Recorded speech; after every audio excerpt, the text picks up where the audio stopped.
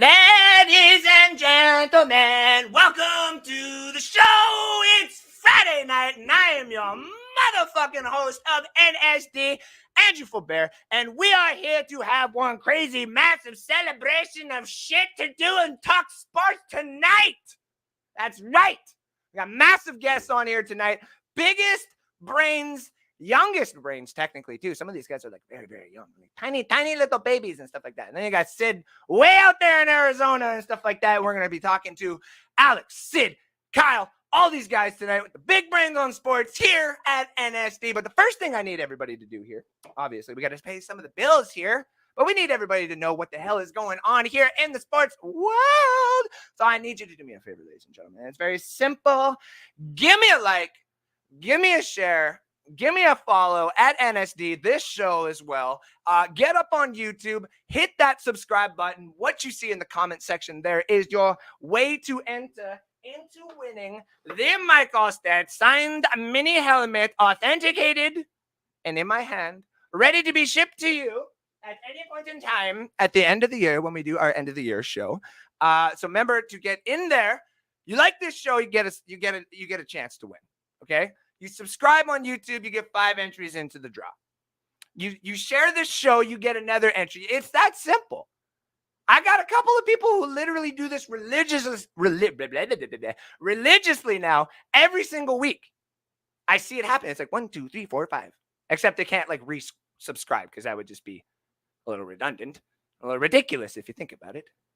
Unless you had multiple accounts, then that technically would make your odds better, and that would make my channel grow.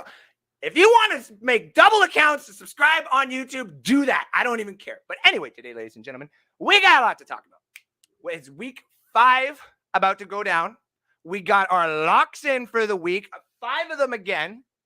All of them that I am 100% confident in this week. That way I actually doubled the amount of money that I actually would usually put down this week.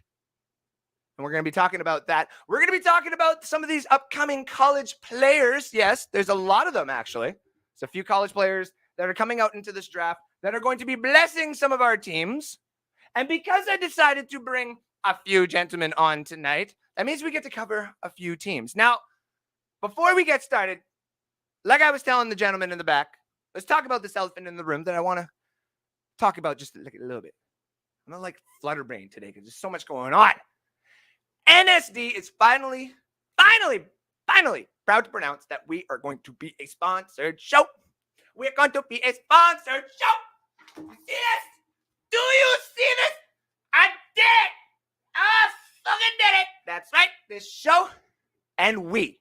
I did it, yeah, but we, as a group, my fans, the people in the background that have helped me, finally get to this point where this show is legitimately 100% sponsored in the upcoming weeks, and we will get more details on who that is here later on in the show. But I just wanted to say thank you. Thank you, thank you, thank you, thank you, thank you, every single one of you out there, for tuning in every Friday, joining in on the Maple Buck Show, being down there in the comments, fighting for that first comment, which I'm going to take a little bit of credit for. I kind of started, did I not? Now everybody wants to be the first on every show. And I don't even care. I go in there 4 o'clock in the morning when I got overnight shift, and I go first. I don't even care. I just love it. Okay? We have created something here at North Sports Dynasty, and in partnership with Let's Talk Football, and in partnership with some of the Tampa Bay people that are out there who have also reached out and have helped with the North Sports Dynasty platform, including Peter Blake, Harry the Greek, and Tampa Bay Ray, especially you three. Shout out to you. Now, this platform is going to be sponsored. That means it's not going to change, though, too much.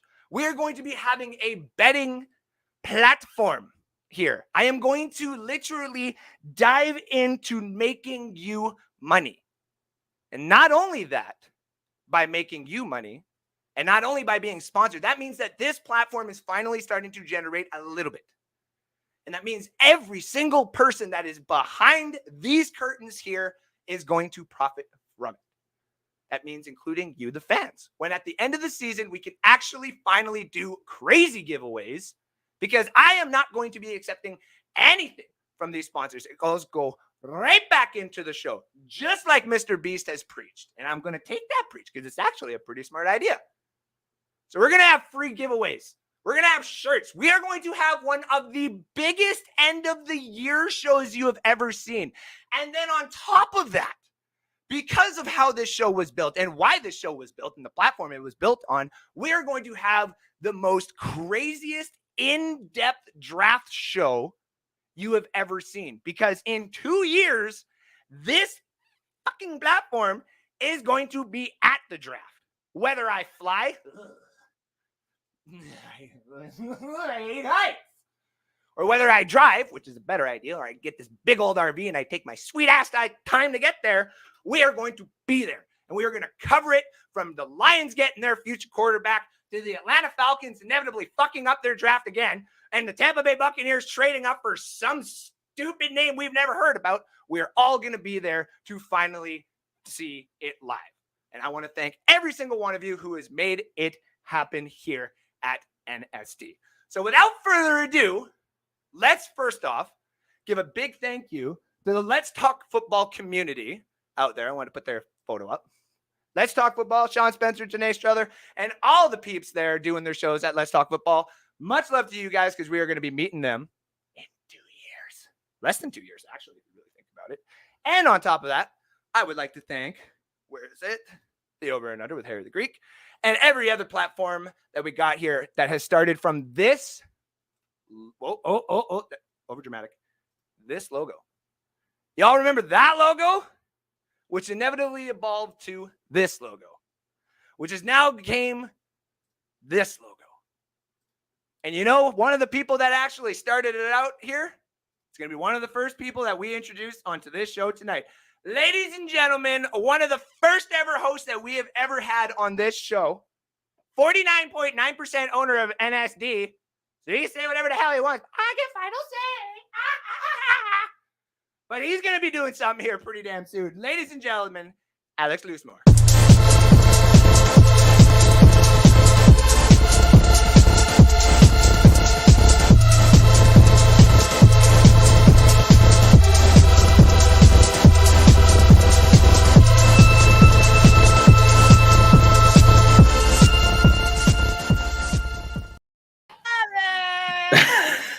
Loosemore is in the house, ladies and gentlemen. How are we doing, buddy? Doing good. I just wanted to say right off the bat, I put it in the comments here, but just congrats on where you've gotten here.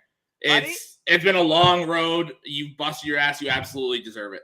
And you know what? Literally, like I said, it would be an overshadowment if I did not give you enough praise as well. From the old days of literally one camera shot of trying to fit both of us in the freaking corner and stuff like that. To where you are now doing your own show as well. I know you got stuff in the background that we'll talk about eventually here at NSC as well. And I just want to thank you as well. You've been a big part of this. And like, I said it in the back and I'm finally putting it out. If y'all haven't noticed that loosey-goosey here, and that shirt's a lot more loosey-goosey, okay? This guy looks good, okay? Straight up, I don't care. Like, some people are going to state it in the comments. They're finally going to be like, okay, fine. Thank God it's not just me, okay? But, like, dude, props to you. Like, yo. Appreciate it. All right. Now, speaking of appreciating people from the start, we all, like us three, when this guy finally comes on here, we actually worked together. And this is something that we all talked about doing. Now the guy decided to go and create his own show on Let's Talk Football and become something bigger than I thought he was going to be, bringing in another one of our old coworkers. Yeah. Nicole, I don't know if you can see it, but I did put it upright for you. First time that thing's ever been upright. Oh my God. Whoa! I'm going to clip that too. That's hilarious. So this right here, that thing has never once in my life ever been upright in my house. And I straight up, Nicole, you've been a great co-host and you've been locking it down for the last couple of weeks with me not being there. So without further ado, I'm going to give him some sort of intro. I'm going to find, yeah, you know what? There, I got, wait. Yeah, there we go. I got something for him. Ladies and gentlemen, Kyle Yacey.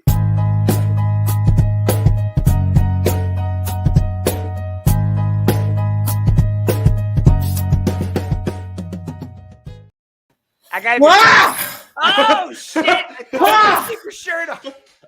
I'm ready. I'm here. Ladies and gentlemen, host of the NFC South show on Let's Talk Football, Kyle Yacey. How the hell are we doing today, brother? I'm pretty fucking fantastic, Mr. Felber, and I just want to add to the conversation here and say a motherfucking thank you and a motherfucking congratulations to you busting your ass and getting to where you are right now, man. You know, I'm not going to hold the fact that you're a Bucks fan against you. So apparently, besides that fact, it's pretty good. Not bad. Honestly, like it I had a couple people reach out today too and be like, how? Like, just like, honest, no, we knew eventually, but like, how? And I'm like, honestly, it was all just by fluke. And I don't care if this is the only damn sponsor I ever get. I am going to literally. I'm going to cut you off. It's not by fluke. You busted your ass. You busted. Just own it, man. I mean, I'll eventually own it when we're all like eating off of the same plate, which is of NSD. Like that's the dream. Is I want a little bit. I don't even care if it's $5 to be at the beginning. You take that $5 and you're like, I want a bag of chips, and you're like, ha, I did a show and I get a bag of chips for free. Fuck. Or just something like that. That's what I want. And then eventually it'd be like, paying some rent here, you know what I mean? Like I'm doing something. That'd be nice. So. Who's our guest on the show, Foobs? I've never seen this guy before. Is this some stranger? Is this some new guy? He's is that Alex? Oh my God! You know we're allowing strippers on the show now. The floodgates, dude, are going to happen. Okay, first of all, let me get to a few of these comments here because I know technically, the first one that did pop up is Sid. But if we can just move, can I move? What if I delete his comment? No, I wouldn't do that. He's gonna pop up on here and be like, "The hell." The fight for the first comment. I love that. I think you mean second. Kate. No, she's first. She's always first in my mind because she's my spirit animal. Just saying. I just want to be first one time. See what I created? Like I've created monsters now. Kyle is my favorite. Watch me win again. Oh my God. I swear to God, at the end of the year, if that thing's being sent over to your house, Ash, I'm going to be very upset. I am going to be a little upset. I'm not going to lie. You, my fave. Well, see, now, thank you, Kyle. Oh, wait, I guess that was to Ash. So I should probably, they should probably show that in the back here where it says replying to this person. You know what I mean? They should, honestly. That should be. Like, that would be nice to have. Hey, guys. Hey, what's up, guys? I'm just here and I'm going to share. getting his entry in. Listen, hey, I don't blame everybody for doing it. You my fave to Ash again. Alex Schomburg coming in and says, Kyle is my third favorite Canadian. I'll take it. That's the nicest thing he said to me in a long time. I love it. Sean Spencer says, let's go. Thank you for tuning in to you and Alec as well. My guys, so proud of you, Foops. Thank you very much. I appreciate every single one of you. Don't forget about us little people when you're big and famous. Dude, listen, Detroit 2024 is something that we laughed at. And now that we kind of keep talking about it in the group chat, I think everybody's kind of got it in the back of their mind. Be like, okay, we're doing this. Yeah. Now the question is what are we actually doing when we get there? Yeah. Like, what locations are we doing shows? Are we doing skits? Like, are we going to edit these videos quick? Are we just going to have like the funnest like week and a half, 2 weeks in Detroit and just try to like entertain the masses so we can go back 20 years and look what we did? Yeah. Like, looking at Kim, or not Kim, one of my coworkers actually was joking around and saying, a hotel? Like, buddy, there's way too many people for a hotel for what you're trying to accomplish. Why don't you just get an Airbnb, like one big house with a bunch of rooms, and then just have your podcast, like, say, in a living room? Like, I'm like, oh my God. Like, I think we got an idea now. So I'm like, I think that's what we're going to start doing. Cause I think like few people have reached out too, have been like, so are we serious about 20? I'm like, oh, fuck yeah. Like, the idea of just like seeing a Red Wings game, a Pistons game, a baseball game, and going to the draft all in one like week is just heaven to me. So, the greatest sports trip of all fucking time. Oh, excuse me. Kyle says, I'll take it. Congrats on the sponsorship. It's been a journey, but you have busted your ass to get here. You did too, like I said, but I appreciate it. Thank you. Alec is also, we will see an appearance from the Loose. See? It's not just us, man. It's not just us. It's Bucks Life. You're damn right. Detroit 2024.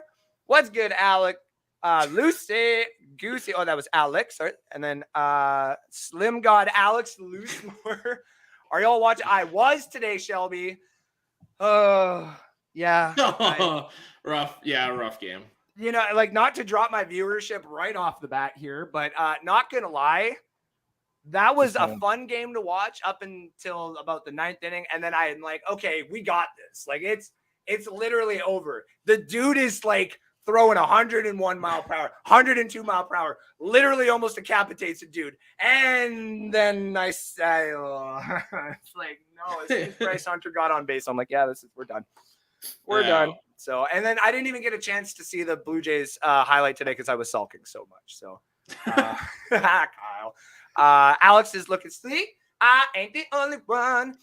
Who's the sponsor? Did I miss it? Our sponsor will be like fully coming out next week, and we'll actually have more details about how you'll be able to get on. You'll get codes from me, how I can help you and stuff like that. I was actually talking to the gentleman in the background about it as well. It is Betstamp. Betstamp is the new sponsor to the show. We are proud to bring them on. I am going to cherish them like my baby. Like, I will literally do skits for them at this point. I don't give a fuck. Like, they're bringing me something that I haven't had before, buddy. Call it whatever you want. Whatever you want. You want me in a dress? I'll wear 4. I don't care. Anyways, before this gets out of hand, Cardinals hurt me today. Halsey is a liability. I absolutely agree. Speaking of liability, me drinking on this show. No, I'm just kidding. It's only one beer. I said everybody can come and have a beer tonight. So Sid will be here in a little bit, but I wanted to start talking about at least our teams. By that time, Sid will probably get in here. Get a little intro. Like I said to everybody, if you were expecting Christopher Warchuk, Dub Sauce TTV on Twitch, or if you were expecting Sean Spencer tonight, they had to decline quickly because Sean is actually just at home doing a couple of things that he forgot about, which is totally fine. Chris, on the other hand, is just drunk as all hell, sitting at a preseason game. And I was like, listen, I understand it's a suite, so like you kind of fine. You get your ticket, your do not pass go or whatever. He's not here. I know, but you can still rag on him. I said, like, Kyle's gonna just beat you the whole entire night. Yeah, you know, he's foreman of his work site, but yet he can't show up to the show. That's all good. That's fine, you know. Super reliable, right? Throwing it out there. Wow. Starting off with a bomb. Oh my Jesus. God, I love it.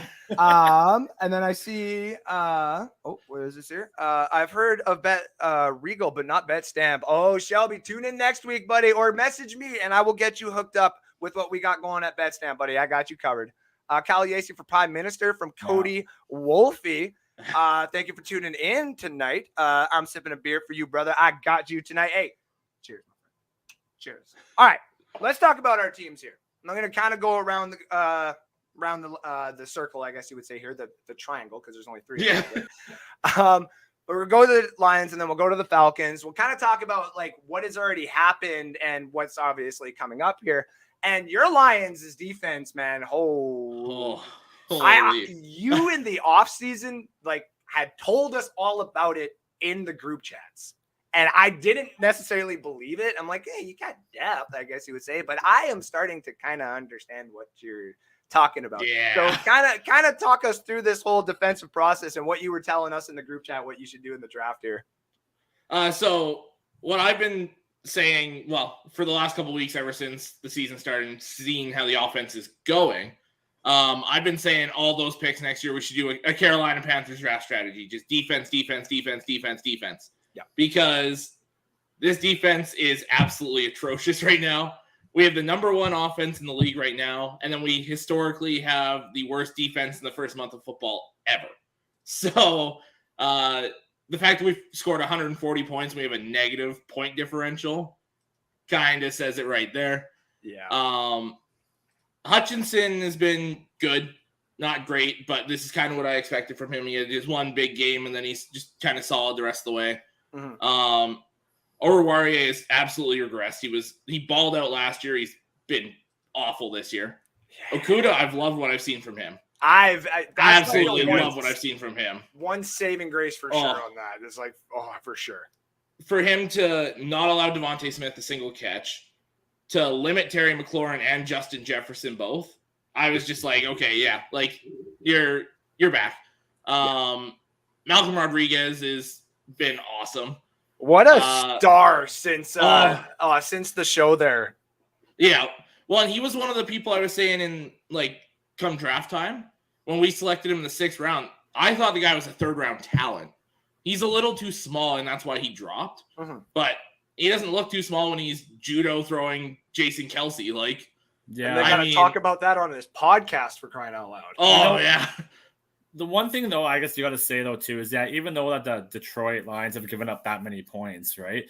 Like, you also got to respect the fact of who their competition has been, right? Like, yeah, you know, it's not like they're walking the park, like, offenses, right? Like, you fought the Eagles, right? You fought, the Vikings and stuff. And still, like, Washington's still not, like, a terrible offense. So, no, with all things considered, like, yeah, sure, like, your point differential and your offensive points, but, yeah, you've allowed this many defensive points. But, you know, I wouldn't exactly throw that out of the park yet, especially with how new your team is, right? So, no, of course not. Well, and I expected to go into the bye week after this week 2-3 anyways, coming into the season. So there's still the chance to be right on par with what I was expecting. What did you say again? 6-11 or 7-10? I had them 8-9. Oh, 8 is where I was at. I had them being okay this first little stretch, and then this next stretch with like Dallas, Miami, Green Bay and Buffalo like struggling a bit. Mm-hmm. But then at the end, you've got like the Giants, the Jets, Carolina, Jacksonville, like Chicago twice. You got all these winnable games along the way that could go either way. So I see Sean was saying, thank you, Kyle. Y'all, how the field day against us, Alex?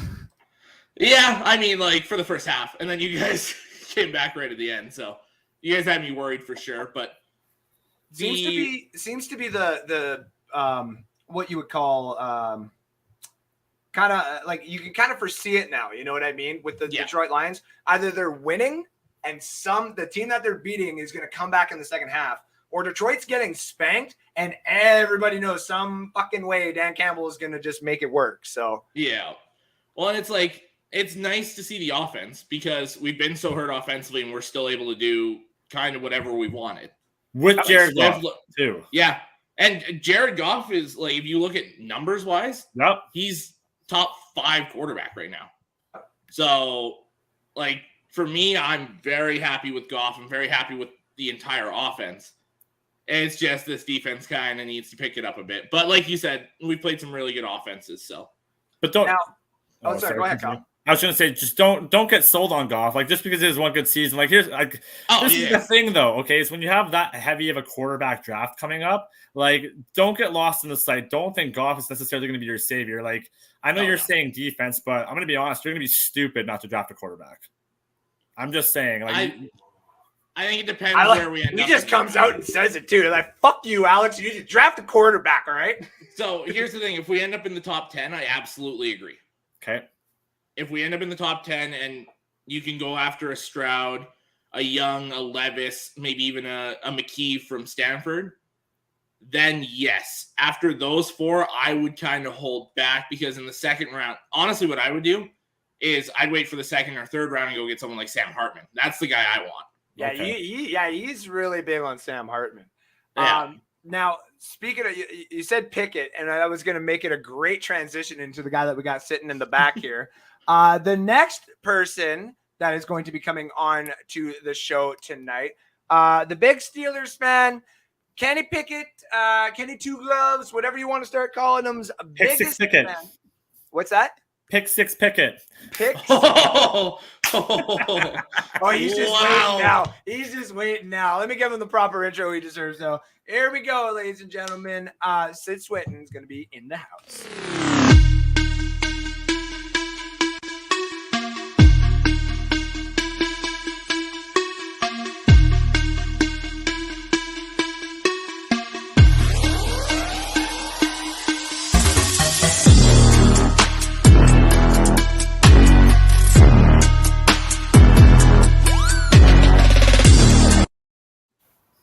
Sorry, I was jamming out to that. Ladies and gentlemen, muted, but here and ready to party, Mr. Sidney Swinton, the big Kenny Pickett fan. How the hell are we doing tonight, my brother?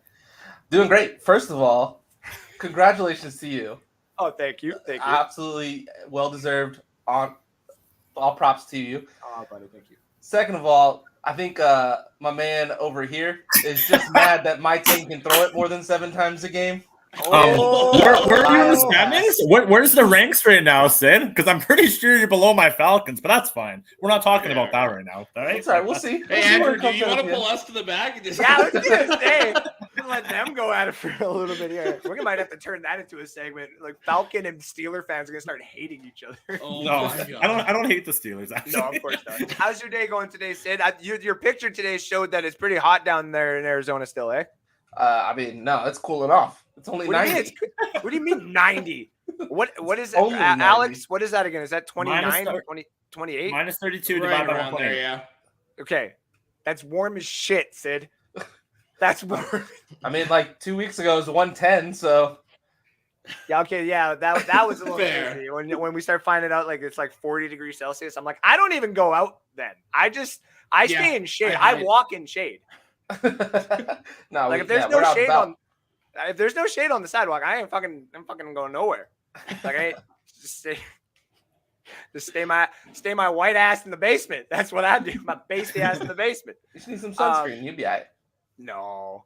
RIP to my eyes for watching that Thursday night game last night. I felt bad for the Broncos. Could have won. I'm mad because I was at work and the guys have started to come around. They'll be like, "Well, you're the betting guy, so let's bet." So we're doing the stretches. I'm like, "All right, guys, Colts or Broncos?" And they're like, "Ooh, okay. Who's better?" And I'm like, "Okay, now I got to do this with these guys. This is funny, but whatever." So I'm like, better offense, this, better defense, this, and this. And they're like, "Okay." Broncos. Then I'm like, all right, we're gonna go with the Broncos. And then at lunchtime, they're like, who won? I'm like, the Colts. And they're like, Andrew, what happened? I actually won money on that game. Anything, that's what happened. Yeah, nothing happened. I had a feeling. I don't know. I had a gut feeling. I don't know. It was really weird. Like when we saw that Jonathan Taylor was out, I was like, I don't know. Like I got this gut feeling that it's gonna be the Colts. So I bet $20 on the Colts to cover the spread, like at least, right? I'm happy I did. I won $20. I should have been watching the game. Because if I was at No, you shouldn't. Well, I mean, it was in bad. that respect, yeah. But I had even said that if I was watching the game live, I probably would have laid a little bit of money on the Colts because I watched some of those highlights and I was just like, I mean, this game really did suck, but like There's something there with the Colts. Like, I'm just gonna state it right now. There's something there with the Colts. The Colts are a built fucking team on paper. I get that, but the year, what was it, 2 or 3 years ago, when Colin Cowherd and a couple of those big names came out and they were like, guys, I'm just saying this right now, the Cleveland Browns are a Super Bowl contender. And everybody laughed. And it was like, on paper, yeah, these guys are a Super Bowl contender. And the Colts are a Super Bowl fucking contender. So someone tell me, before we get into the Falcons here, and then we'll get into the Steelers here, someone tell me what the hell is going on with the Colts. And we'll start with you, Kyle. I'm gonna be weird here because considering Matt Ryan was a quarterback for the Falcons and I did love him for a long time. It's Matt Ryan's problem. I'll be honest with you. It's the Colts need a quarterback. I'm gonna be blunt about it. You know, the Colts have a lot of pieces on the O-line. They have a lot of pieces on the D-line. They could probably use a wide receiver. But I'm going to be honest with you, Matt Ryan's the problem. You look at what happened in Atlanta, and it's now seeming more so than not that maybe it wasn't necessarily the offensive line. Maybe it was Matt Ryan all along. You know what I mean? So I'm not disregarding, you know, like the fact that he is going to be a Hall of Famer Atlanta Falcon, fine, right? But, you know, it's kind of like what's going on with even Russell Wilson now. And I'm not taking anything away from Russell Wilson, but, you know, there was questions about him playing on Seattle and trying to reach those targets, and the same kind of thing is also happening on the Broncos. Now, to a different level, though, Matt Ryan is obviously a lot more aged than Russell Wilson, but I think the Colts need to drop him, and I think they need to go for a quarterback, and then you're going to see a Super Bowl caliber team. I'm going to say that right now. So, what do you think, Sid? Do you think that's about right, or do you think there's some other issues going on here with the Colts? I think there's a lot of injury issues, a lot. I mean, Pittman missed a game. JT missed a game now. Darius Shaquille Leonard has now missed a couple games. DeForest Buckner missed a game early. Their offensive line is now banged up. I think it's a lot of injuries really is the big issue.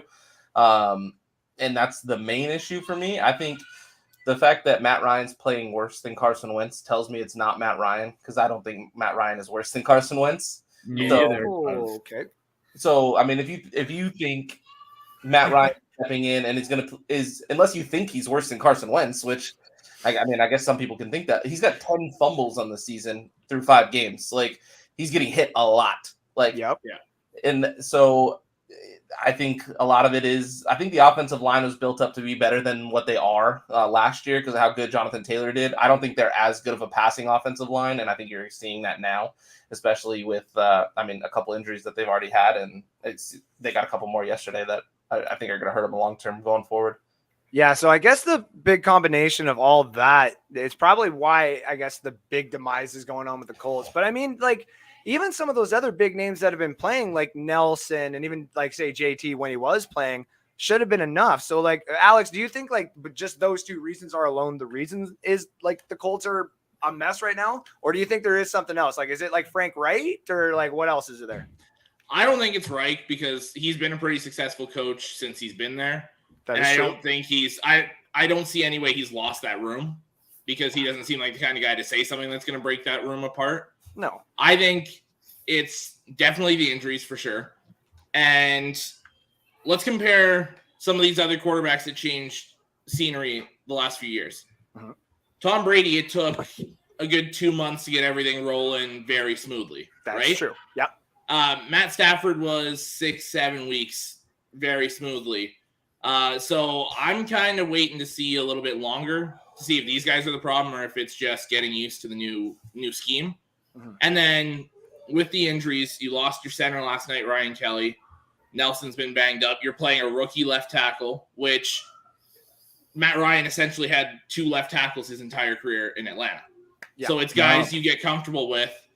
And when your offensive line is changing so many pieces like that, it's hard to have everyone on the same page with terminology, with knowing what every other guy is going to do.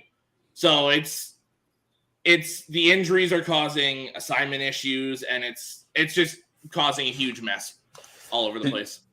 Did you see the interview with Matt Ryan and Tony Gonzalez pregame? I did. Have you seen it run it back? So I think Matt Ryan's struggling being in a new locker room. Like, I don't think he was talking about how he needs to get to know the guys and gel and like become like get that camaraderie and that brotherhood. He called Jelani Woods Jelani Pierce. Like, he didn't even know like the right name. Like, so like it seems like he's still trying. He's first tried to learn the playbook, and I think now he's trying to learn the players, and the fact that all these injuries are happening and it's rotating players right now. He hasn't gotten a chance to really get to know everybody, and I think that's really showing on the field. I mean, anybody that's played football knows if you have a personal connection with somebody on the field, you're going to trust them, and it's going to be so much more smooth when playing. And I think that's a big struggle that they're having right now. Well, and that's like one of the main reasons I say like someone like Dan Campbell is really been a good coach. Like a lot of people are getting on board with what the Lions are doing because of like the whole Dan Campbell thing with the offense and stuff like that. And we were kind of talking about them, but the one team that in here that's like right in the middle is the guy whose parents own FedEx, and he's running that offense of the Atlanta Falcons. And they actually made me sit there and actually like contemplate putting them in my picks, and I did. I got them at the spread +10. I do think they're going to keep it in a close game. It's a divisional game. Yeah. This is like the one that they've marked on the calendar. They're like, we're going to retire Tom Brady. We're going to make him noodle arm Brady. And AJ Terrell will probably pick off Brady and stuff like that. So with that being said, Kyle, your team looks good. Your team, like me and Alex and Sid, I think everybody has said it in the group chat, except for Nick. Nick is, we all know Nick don't like your Falcons or whatever. That's obvious. That's fine. I'm not worried. But at the same time, your team, we've said in 2 years, if they keep drafting the way that they're drafting, are going to be a fucking problem. And I definitely be a problem. So what do you think about your Falcons? How are you looking right now? What do you see from them going forward? And who's the one guy that you're kind of happy with so far? Yeah, no, absolutely. So I think everybody kind of had us being pretty close to the 32nd overall team. I kind of thought we were going to be not as good as we are necessarily right now. And I'm not saying that the season's even close to being over or even halfway at this point. But yeah, our team's gelling really well together. And the thing is we do have a lot of holes, right? You know, our defense is slowly coming together, and we have a very young defense, right? Mm-hmm. We did draft Arnold Ebiketie, who's been, for the most part, a stud. And then as well, AJ Terrell with Casey Hayward have been supposedly supposed to be a pretty good cornerback combo, but Casey Hayward actually has been picking it up quite a bit, more so than AJ Terrell. He's actually had a little bit of a slow start, but the one thing I really like about this defense is the fact that it's not necessarily a big name defense minus Grady Jarrett, but I feel like they have a lot of chemistry, and that's what I think I see a little bit different in this Falcons team this year. It's been a while since we've had a really good, well, not a really good defense, but a subpar defense, to say the least. And yeah, I would say regardless of us scoring a lot of points, I think our defense has actually been doing quite a bit, especially where it counts, right? I don't know. It's really weird. The NFC South, and I was saying this on Let's Talk Football, NFC South, and that division is wide open. It's no shot to the Bucs or anything like that, because the Bucs on paper are a really good team, but I'm not seeing what I've seen in the Bucs in the past, and that's the honest truth. Same with the Saints, same with the Carolina Panthers. So yeah, I do really think that this division is pretty wide open for the most part, and honestly, it could take a turning point at any point. But we've been doing pretty well offensively. I would say some of the highlights too is Kyle Pitts. He was really scrutinized in his first season about not blocking, and that's exactly what he's been doing now. Yeah, right. Yeah. And everybody's having their thoughts being like, well, he was supposed to be the unicorn. He's supposed to be producing a lot of points. Well, there's a lot of factors that play into that, with quarterback, with coaching, and so on and so forth. So, if he just ends up being a good tight end that doesn't necessarily produce and, does his role properly, like, I'll take it. That's fine. That's not the end of the world. I'd rather have somebody that plays their position than doesn't play it at all and decides to do his own thing, right? So, I like where we're going right now. Yeah. I still think that we do need a running back, a solid running back. I still as well think that, we could add to our defensive line. But the one thing that I can say that I'm really happy about is that Cordarrelle Patterson is now getting, the credit he deserves, because, like, the guy balls out hard. So yeah, I'm happy about that. He goes down, and he's out for a couple of weeks now or something like that, right? 4 weeks out. Yeah, put him on IR. Not exactly what you guys wanted to see, but it is going to be interesting to see what Tyler Allgeier, I believe is his name. Yeah, from BYU. Yeah, he's going to get a lot of playing time, and he's been doing not bad. He breaks the tackles, so that's good. Yeah, I actually like his. What's that? Tyler Huntley. Yeah. I was like, yeah, it's one of those Huntleys. The Brett's the quarterback. Yeah, that's right. Caleb Huntley's the running back. Yeah. Caleb. Caleb. Oh, okay. Tyler's another one. Tyler Way too Algier. many Yeah, Huntleys. there's that we're Brett getting. Hundley, Tyler Huntley. Yeah. Huntley. And we're gonna have like a Brendan Hunterly or something like that. Like, Oh yeah, my it's just gonna God, keep yeah. going here. I want to get a couple more comments in here. What's up, Sid God? Big Sid. Sid get him. Sid get him. That just rolls off the tongue. I Sid get him. What's your street name? Sid get him. What do you sell? I sell cards on the streets to get them. Ash said bet money line during the Colts. Got it at plus 300. I just didn't want to touch the game, honestly. Yeah. I was forced to by my coworkers, and that's it. But I just didn't want to touch it because I know both of these teams are like, the Colts beat the Chiefs, right? And the Broncos haven't scored more than fucking 20 points. So it's like, what is happening? And like, speaking of what is happening, finally getting his chance to start after the fans were like chanting for it for like 2 weeks, after countless podcasts finally came out and said, just put him the fuck in. It's the one team that I've said before too, that if you have Mike Tomlin there, the way that they've done their coaching for like the last 60 years, I guess, because they've only had 3, Yeah. the way that they do their coaching means that you can take a kid, put him into that system, because Tomlin's not going to kill him. No. Mhm. Is Mr. Kenny Two Gloves, Picket Season, whatever you call him, Picket God, whatever, Picket Fence. I heard so many different things. No, that's the offensive line. The offensive line is the picket yeah, fence. the Swiss cheese. I use that one. Oh my God. At some points, all of a sudden, your worst player is like blocking like 2 like Hall of Fame to be edge rushers, and your only good lineman is let 3 of them go. Like, like I don't know what I'm watching sometimes, but at the same time too, your team is kind of shutting me up a little bit from what I said they were going to do, respectively.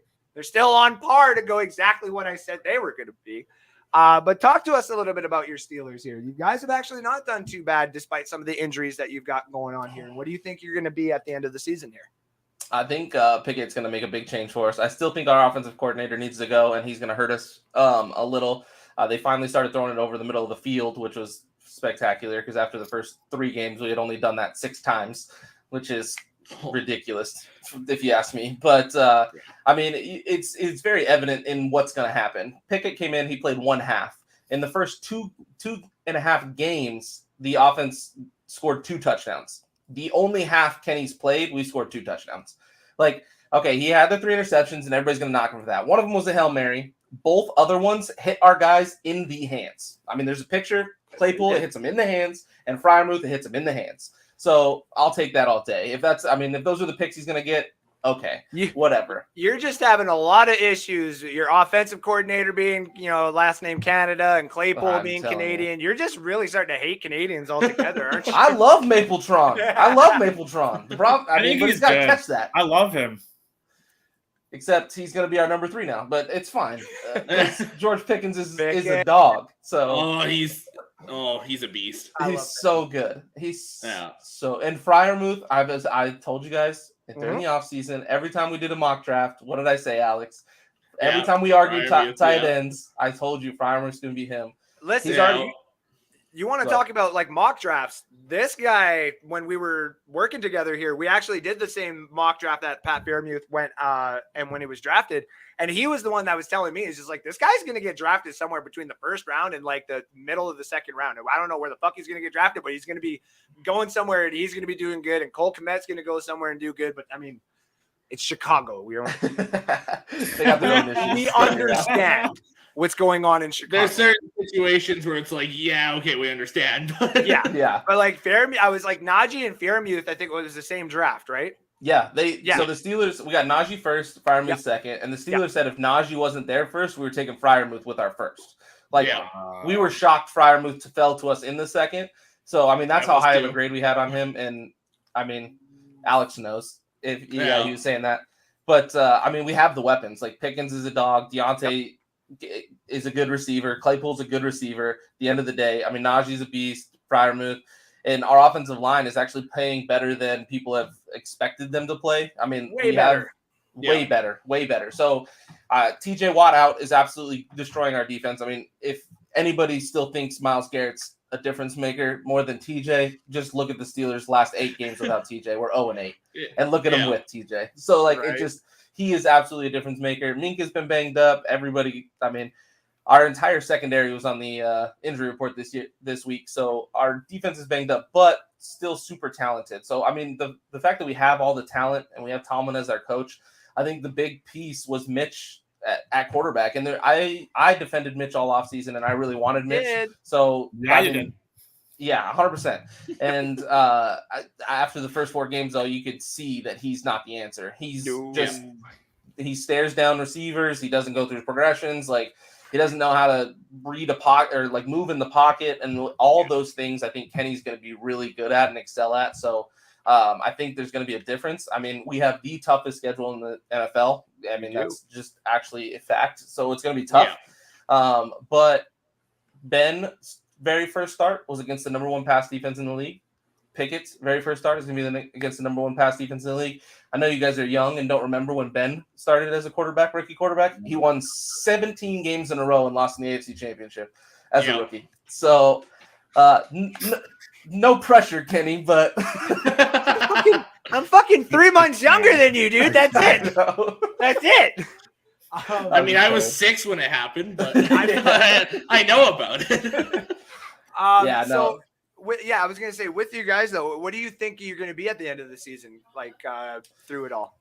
So I really think, I mean, if TJ comes back next week, which is projected, hopefully there's no setbacks or anything, and he comes back and is healthy, and we don't have any major injuries, we do have a super tough schedule, but I really think we can turn it around. I mean, we already beat the Bengals, so you know we can hang with the good teams.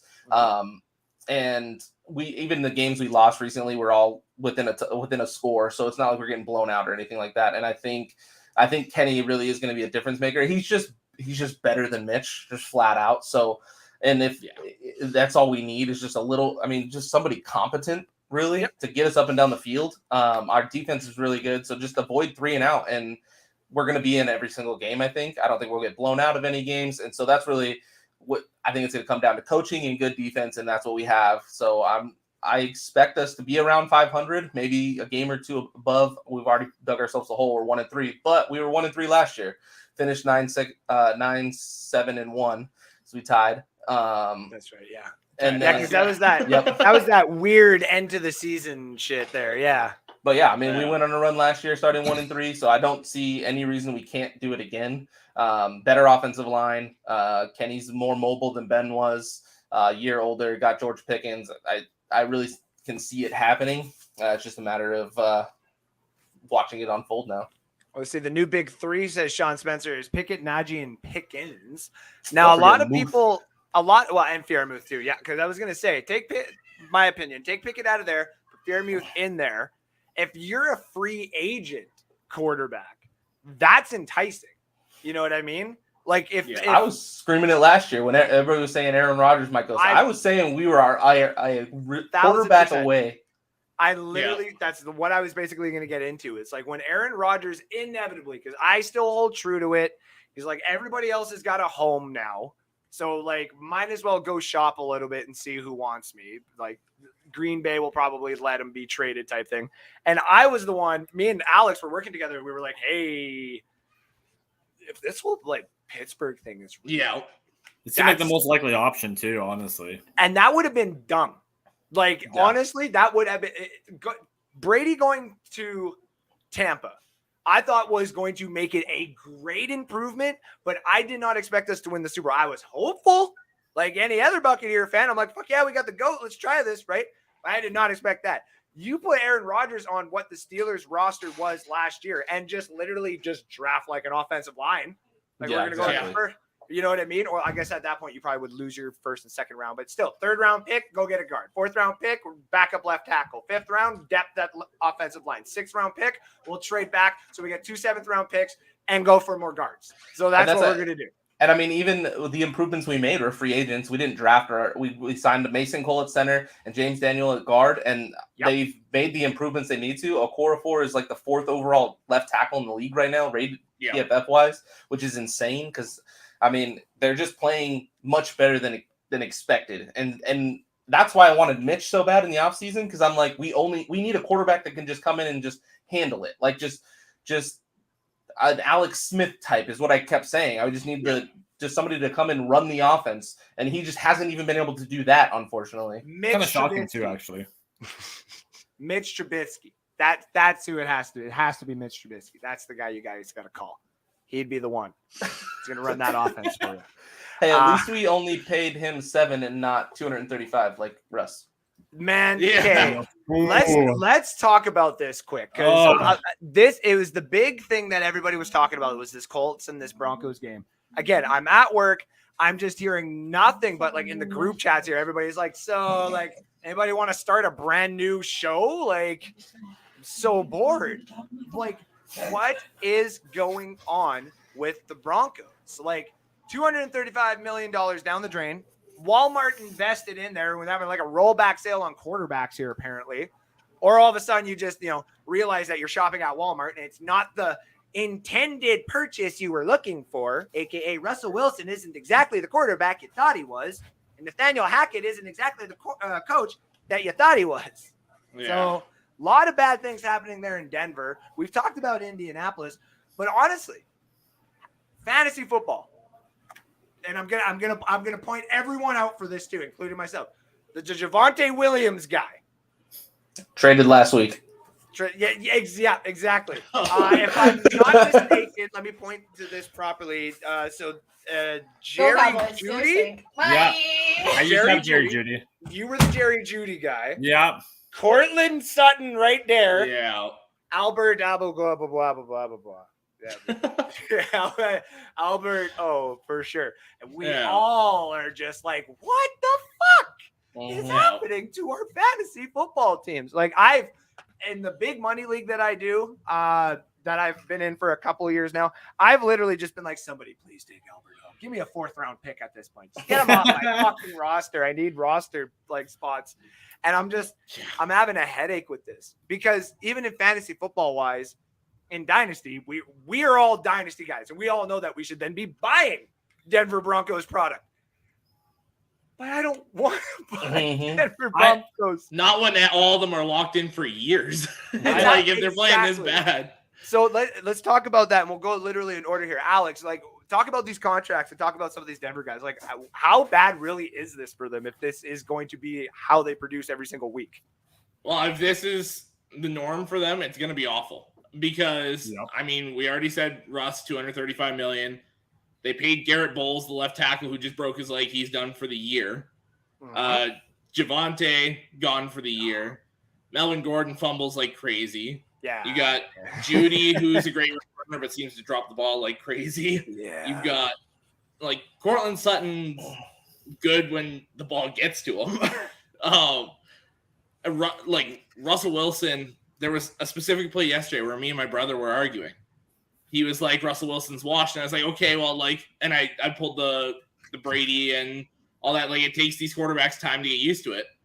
And that same play that I just finished saying it was the play where Russell Wilson threw it deep and nobody was within 15, 20 yards of the ball. And I was like, how do you do it now? Like, can't blame altitude, can't blame nothing for that one.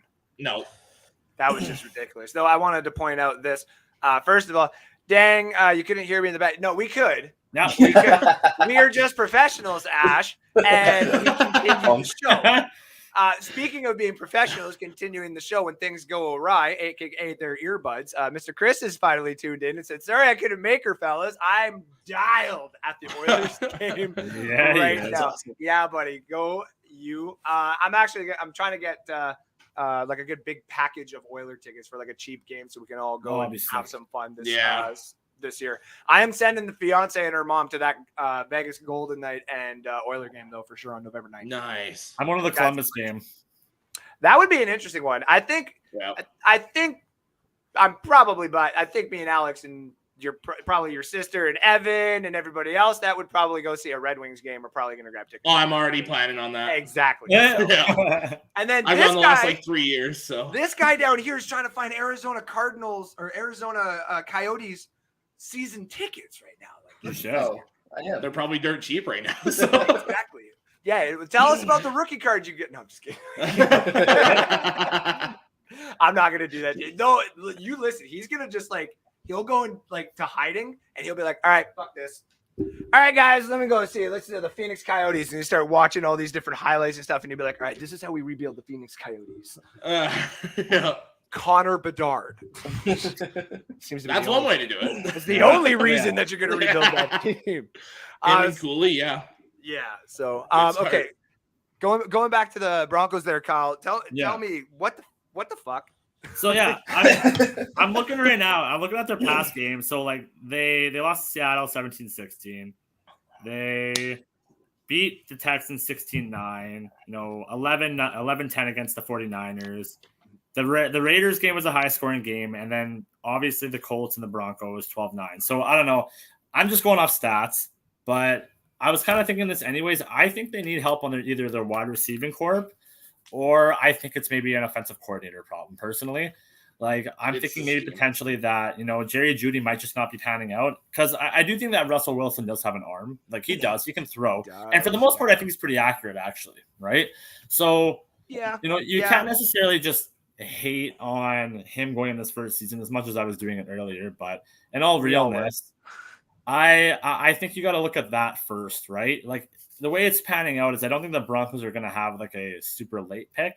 I would say that in the next draft, there's a possibility that they're probably going to have like maybe like near the top, near the middle, kind of around there. Like if I had to guess, I would maybe say like, oh wait, they don't have their I was just going to say, and Seattle's going to be loving that. Yeah.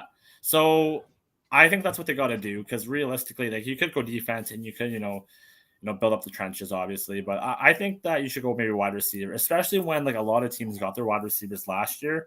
Mm-hmm. And I wouldn't say there's a ton. Like there's definitely teams that still need wide receivers, but I would say the Broncos definitely are up there for needing one the most. So I don't know. That's my 2 cents on it. I think that would be the right direction to go, but they could trade. I've said this before too. They could trade Jeudy and probably get a second off of somebody who's just very desperate. Yeah. And do like the DeAndre Hopkins situation of a couple years ago, where if you make that trade and he goes to like the Arizona Cardinals or something like that, and all of a sudden he just like pops off, like you're an idiot, you're gonna lose your job real quick.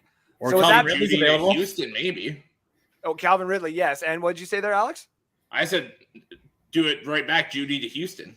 They could use a receiver. Ooh, him and Mechie. Because I know they extended Cooks, but I mean, they're probably looking to trade him eventually too. He's getting up there. So you got Collins, Mechie, and then you add Jeudy in there. Jeudy could be their number one if he figures it out. And then, you would really hope that Dougie Mills would actually figure it out at that point. Because who's the tight end for Houston, though? OJ Howard, Pharaoh Brown, and fucking Brevin Jordan. Have a tight end. So like, why would they like? I don't know. I think they go tight end. Honestly, Houston, that would make the most sense. I think they go quarterback after this year if Davis Mills doesn't figure it out. They got 2 really good picks too right now as well, because if Cleveland right now 1-11. Yeah, if they keep losing some of these key games, and then when Deshaun Watson inevitably comes into the league, I still think he's not going to get it fully set up. Like he's not going to know what to do, and Cleveland's going to have a bad season, which is a better pick for Houston. But obviously Denver doesn't have any picks, and it is, like I said, they're going to have to do something like later on in the round. But what about you, Sid? Like with regards to Denver, what the fuck? Like what is going on? I think it's a personality issue with Russ. I agree with Kyle that it's not his arm. I think he is accurate. He hit Jeudy on a seam for about 30 yards in the back of the end zone. And I mean, Judy's arms gets held, but it hits Jeudy in the chest over the shoulder, like just a money ball. So like he's got the arm. I think after you see KJ Hamler freak out after the very missed wide open walk-in touchdown to win the game in overtime, your receiver doesn't react like that if he's not frustrated all game. Like, and like Alex said, just a lob it up to nobody. Russ expects somebody to be there. He's not just throwing it into the middle of the field for nothing. So I think, and then I was listening to some guy on Good Morning NFL absolutely roast Russell Wilson, and it was a Kyle Brandt. Yeah, and he Kyle just Brandt, just the he is trying to be somebody he's not. And again, I think Pat and AJ Hawk talked about it today on their show too. If you are gonna be fake and do that for the camera and stuff like that, and like be a try hard and be the first one in, last one out, and just like say you're that guy. And I mean, I think he puts in the work. Like I'm not doubting this work ethic. Of course. But I think he's doing that because he's built a brand of who Russell Wilson is. The problem is players in the NFL see right through that. They're not going to fall for that. Let's ride. Exactly. He even did it after the press conference last night. That was so cringe. Bro, that was so bad. Here's the mic. Here's up thing like this or whatever. And it's just like, okay. All right, Denver country. Let's ride. Yep, like, as he walks off. Yeah, I'm like, you gotta these guys. Like the pictures, I think it was Delilah that actually sent it in the group chat there. The pictures of some of these fans. Oh my God, they just I watched the whole game. Like, I sat through the whole thing, and they were showing the live reactions, and it was rough. It was really rough.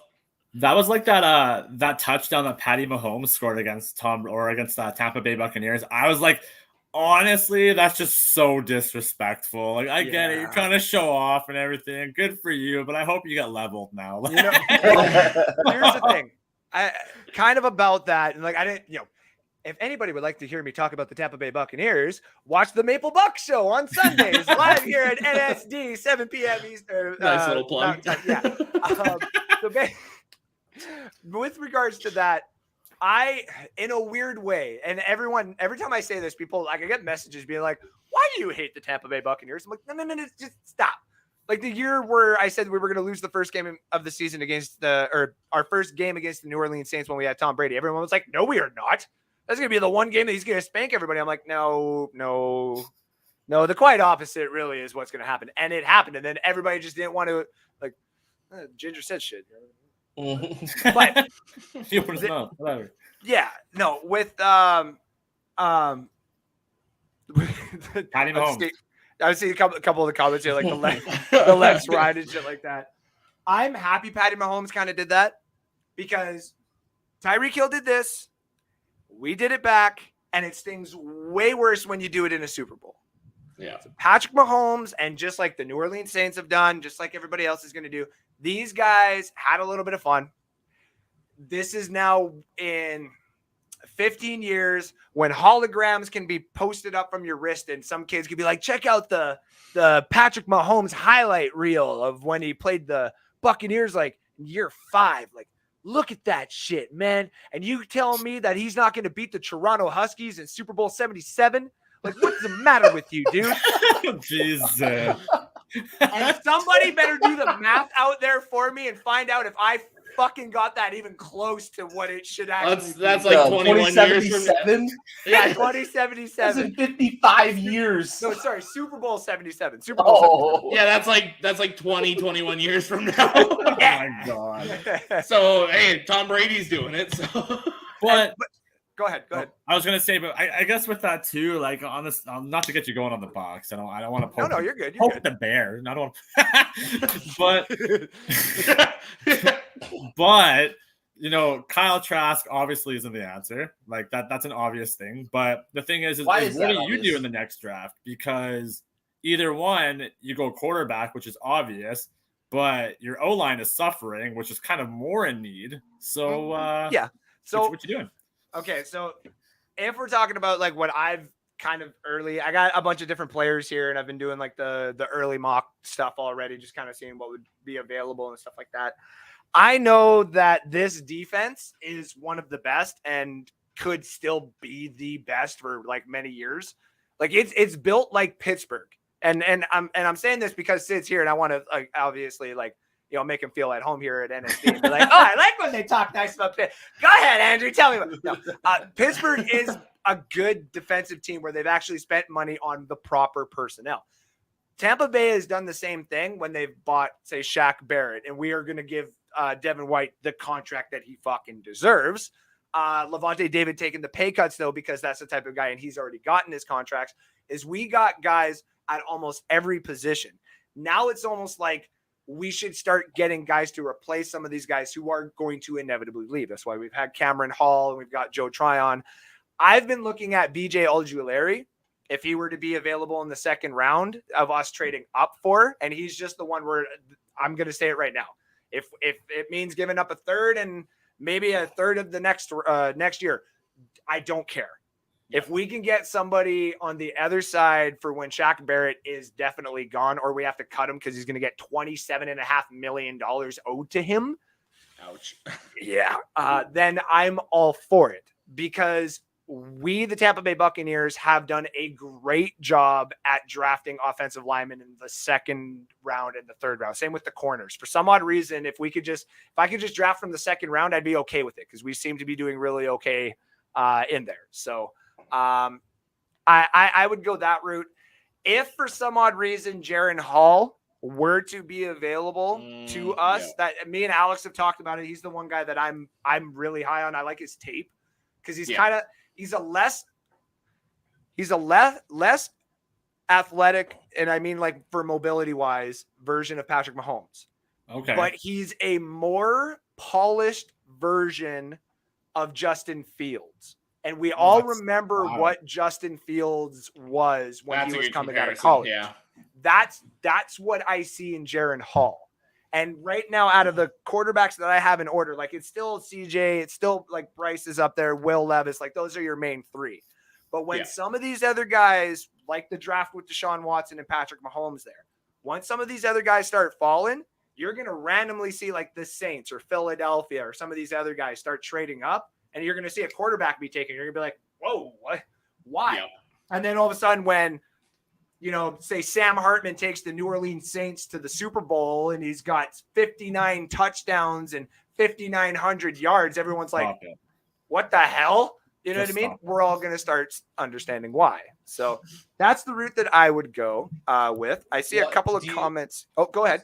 So I know you personally don't like Kyle Trask, but why do you think the Bucs are going to move on? They spent a second on him last year, right? Like he hasn't started a single game. So why do you think they just give up on him before he even gets play time? That just seems like it's too high of a draft pick to give up on before you even see. So yeah, I agree. This is where it gets kind of weird for me, because I also agree where I'm like, if we want to give Kyle Trask a season, sure, because that means that we're going for a quarterback in 2024 and I'm going to be at that draft. So I don't mind that either. But here's the weird part.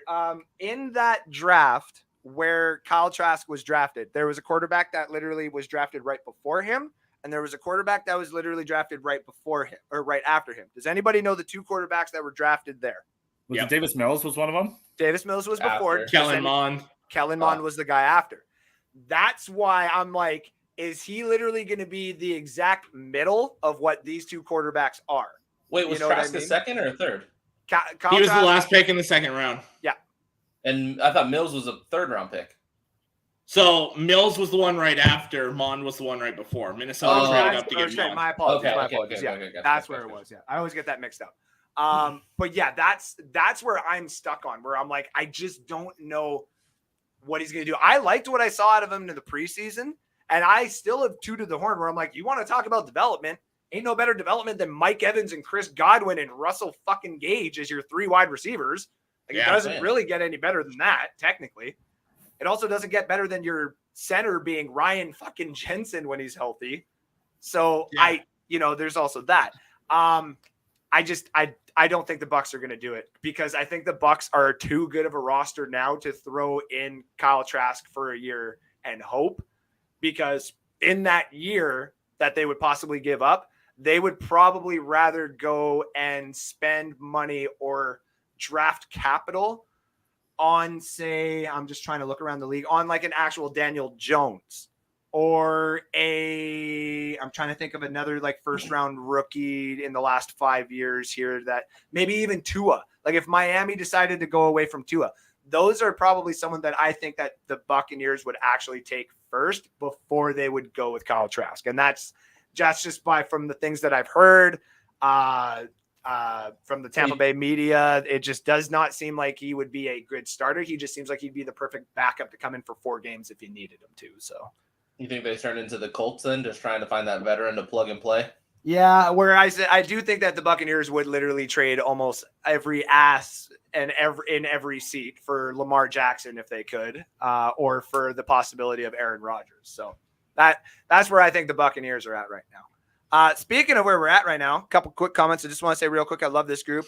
You got going right now. My favorite Canadians with, I guess, my favorite American. I'm not going to lie. And I just want, there was, I won't say the actual comments because it's just in case or whatever, but there was a comment that you made earlier in a thread to Ash, and she just goes, lol, no. And I showed Kim that, and she just dropped. She's like, she's just savage, dude. I'm like, I'm aware. She's a savage bird. Sid is picket season. Try being a little gangster for fuck's sake. I don't know how to be gangster, I guess. I mean, should I try and Draymond Green Kyle over here? I love this. You spell out the full word season. You sit down and be... Jesus Christ, Chris. This is why we miss you. I should just drop the StreamYard link in for you here. Hold on, I'm gonna do that in the comments section. If you're actually at the game, really cool glasses. I'm just kidding, Kyle. I would never Draymond you. What? Sorry.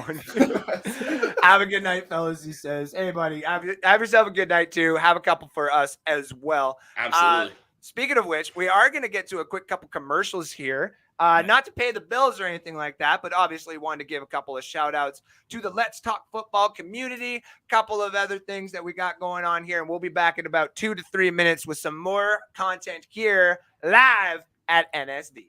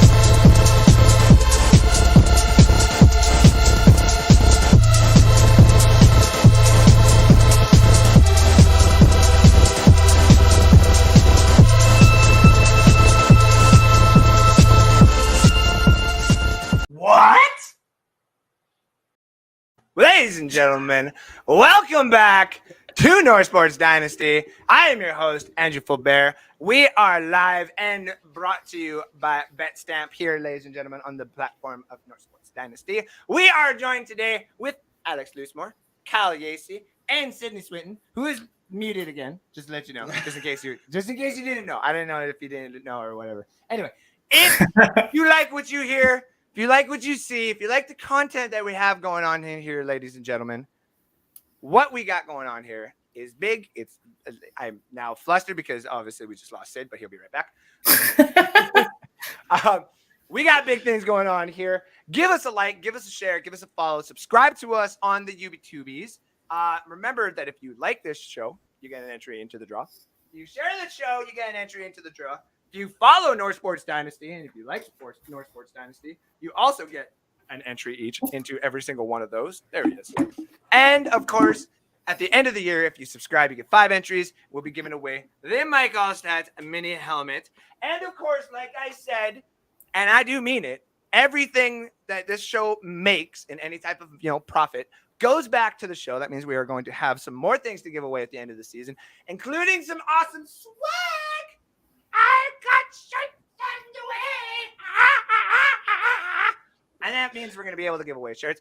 And that also means we have 2 giveaways actually today. One is going to be a little bit of a surprise because the guy probably actually forgot that he actually won 2 shirts.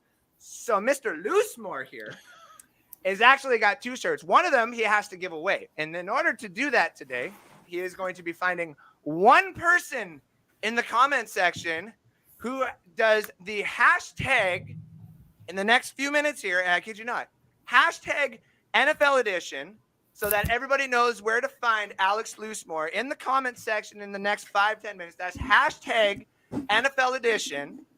Mr. Loosemore then will not pick. What I'm going to do then is get Pickett season here, if you don't mind, if you have it available, to run a duck race for us in the next couple of minutes. Do you have that ability, sir? He was saying in the private chat he can't hear right now. Okay. I say. Okay. Not to put him on the spot.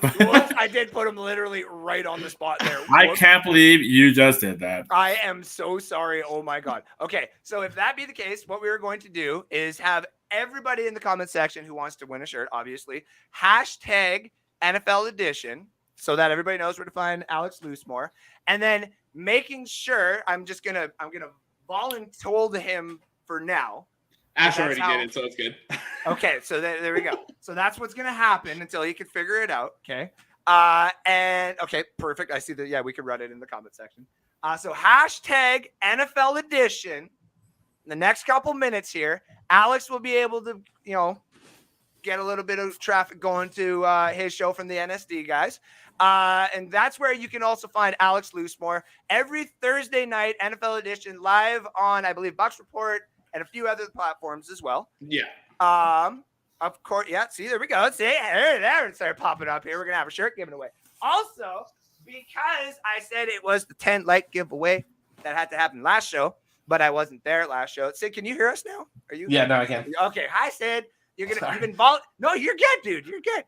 You've been voluntold. We also have another guest in the background there. Sorry, I've kept him waiting. We're gonna get him in here in a second because we did drop the StreamYard link out there. So if anybody wanted to pop on tonight, they are going to be able to. So this is what we are giving away tonight, ladies and gentlemen. Let me just pull it out here. We are going to be giving away, boom, Mike Allstat. Oh, that's cool. Whoa. Because we did the 10 like giveaway, ladies and gentlemen, or because we hit the 10 likes on that one show, we are doing the giveaway. And because it happened to be a lot of Buccaneer fans that happened to be in there, we're going to be adding this to the giveaway at the end of the year as well. Nice. Okay. And then Cool card you got there. The giveaway. Where did you get it from? Where'd you get that card from? I got it from. Oh. I got it from. Hold on. I got it. Exactly. Squid Rip stuff. Squid Rip cards. Find them on TikTok there. And you'll be able to actually be able to win your own cards. So, I don't know whether to be excited or turned on. I'm like really confused with emotions. We've 'Cause I'm so got seductive. hashtag NFL edition has been trending in the comment section. So Sid, if you can do me a favor, we are going to run a quick duck race here. All right. I'm going to get you to put in the names Mr. Sean Spencer, Can't hop on. Nicole, I can't hear anybody. Ash, since we can hear her. I know, sorry. No, you're good. You're good. Kyle, You do fast nails. Tim, yourself. They don't know the chaos of fast nails. They don't know a duck race. Give me what do 1 you- sec. Sorry, No, I'm getting it it's all all pulled good. up right now. No, you're all good. And anybody else, hashtag NFL edition in the comment section in the last minute. Hello, Ash. Hi, Ash. There she is. We have a 5th person apparently joining us tonight. Oh, yay. My friend. She's allowed to join. We're going to have, there's 5 of us. We're going to have a 6th person here in about 2 seconds. How's it going, Ash? I will leave, but Ah, I just want to say the Cowboys are better. You're lucky that you didn't have to play Cooper Clutch. Oh, God. Came on here to roast people or Hashtag what? saddle up. Sid, I'm sorry. I got to get you out of here, man. No. I know. All right. All right. Hash. You got- Hash. Wait. Okay. Go ahead. Oh, Go ahead. No, go. I was just gonna say hashtag NFL edition. We got 1 minute left for everybody out there while Sid is setting up the duck race. Who all do we have? Give me the names again. I'm going through So them. we have got Mr. Sean Spencer is going to be out there. We have got Nicole that is also going to be in it. Ash is in it. You're in it. Kyle's in it. And I'm just looking to make sure. And Tim is Okay. the other person there. So I got 6 names so far. Yep. And anybody else in the last little bit? And boom. All right, ladies and gentlemen, that is it. We are going to do 77 seconds for the duck race while we let everybody figure out what is going on. And we introduce another person who has hopped into There the you go. stream tonight. Let us know when it is ready to go there, Mr. Sidney Swinton. You can't do fast nails. We are ready? Yeah, there you go. 1 minute All right. 17. Add it whenever you're ready to go, my friend. Sit. So the duck race is on. We got a minute 14. Wow. we got- Sorry. Whoa. We got Alec. We have brought into the show. Can You can hear a little bit of the background there, Alec. Yeah, I can hear it. Yeah, Alex Morgan. How's your arms doing?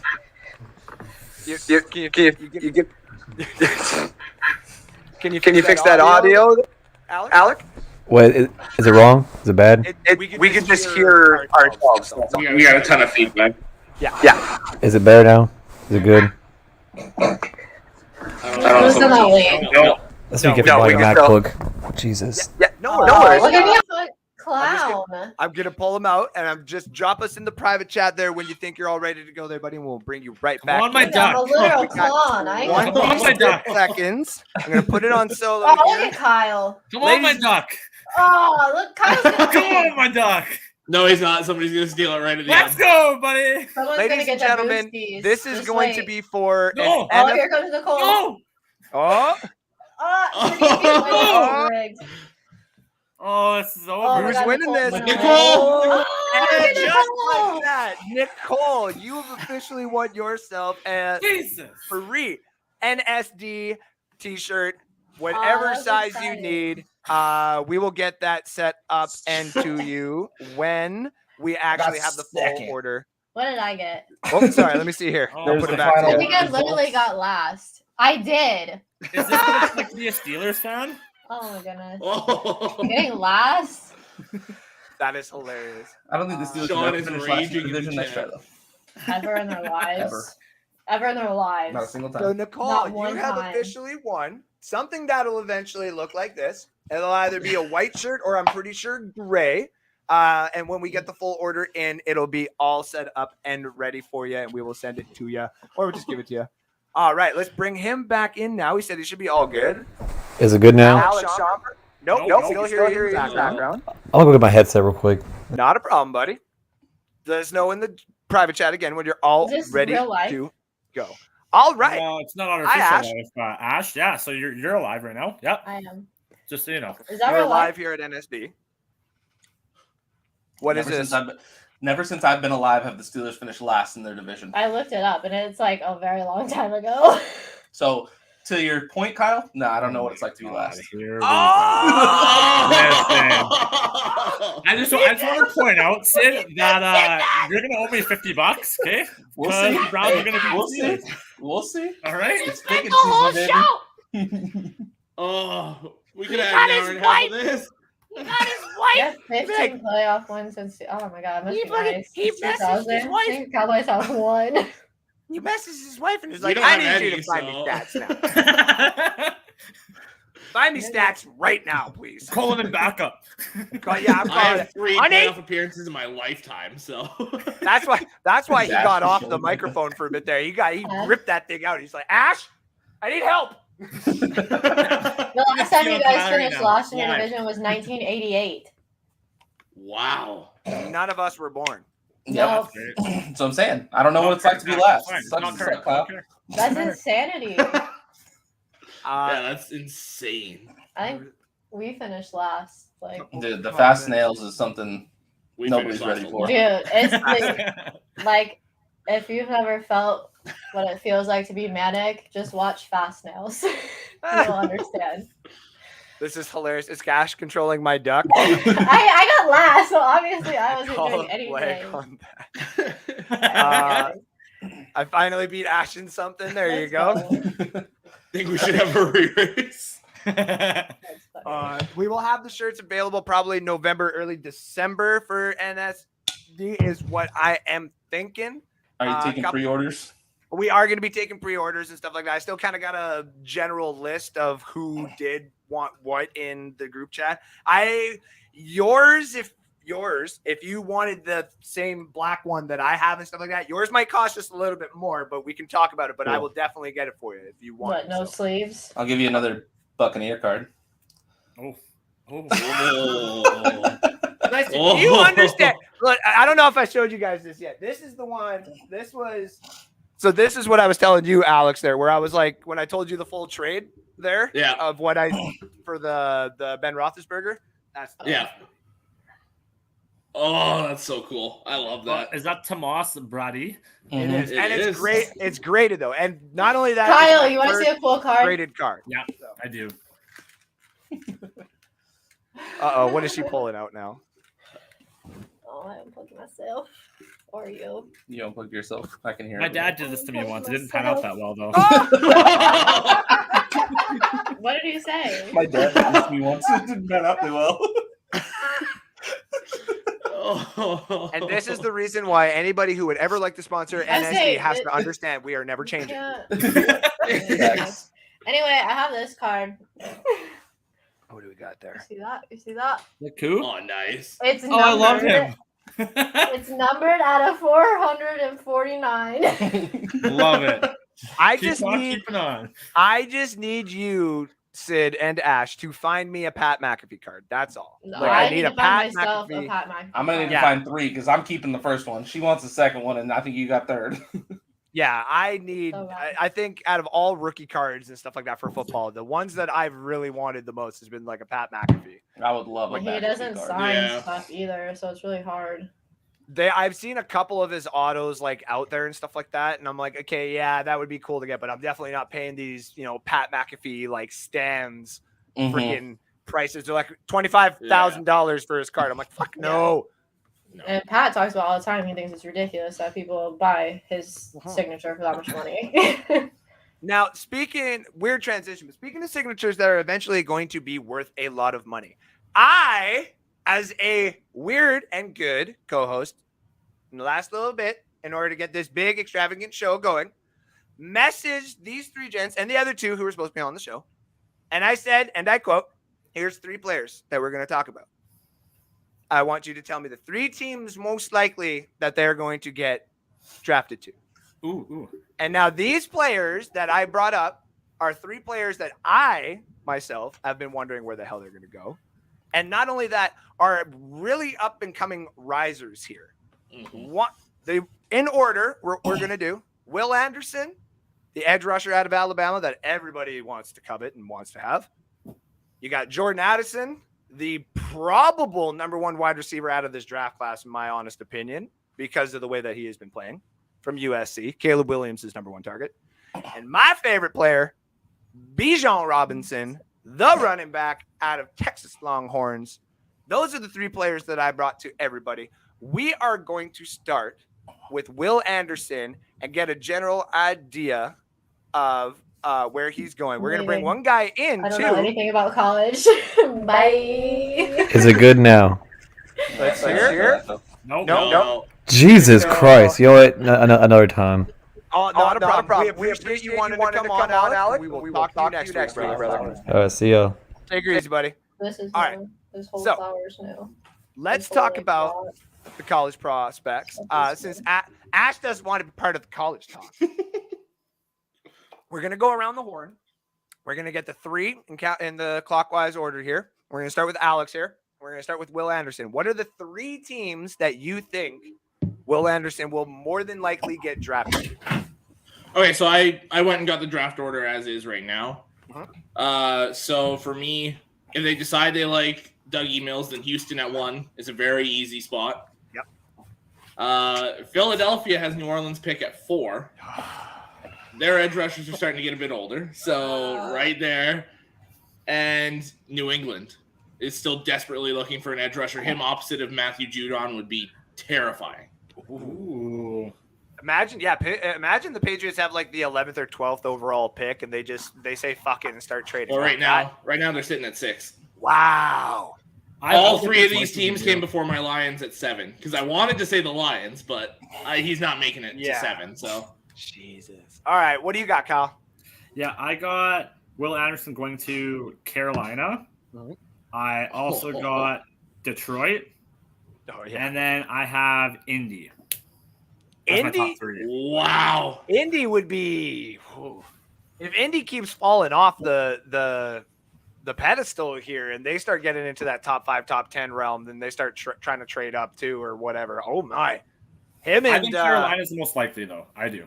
I don't want to talk about that. I'm just being realistic. I don't know. It kind of seems like it could be trending that way. Isn't it funny how like the last year and a half here we've talked about like if Kyle Hamilton got drafted there, we were like fuck that, and a couple of these other guys.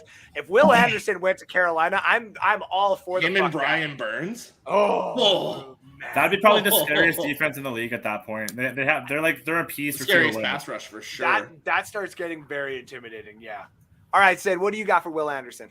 So I did similar. I looked at the draft boards and stuff, but I looked at like needs for them to see if he would fall. So I kind of so right now I have Lions at number 1 because I think Aiden Hutchinson and Ryan Anderson would be disgusting together. Oh, please. Yeah, I think it would be nasty if he ended up there. I thought the Jets were very intriguing. I think they have a lot of pieces on offense, so I can see them going defense and bolstering the defensive line. Him and Quinnen Williams would be pretty nasty up front. And Jermaine Johnson, once you get him rolling too. Wow. And then this one is a little bit a wild card that I think if they can if they want to make a move for him or for some reason he falls and they jump up, I think the Vikings would be very intriguing to see him go. Yeah, there would be kind of nasty. They already have the offense, I think. So Danielle Hunter. Danielle Hunter, Zadarius Smith, and him. Like those 3 would be unreal.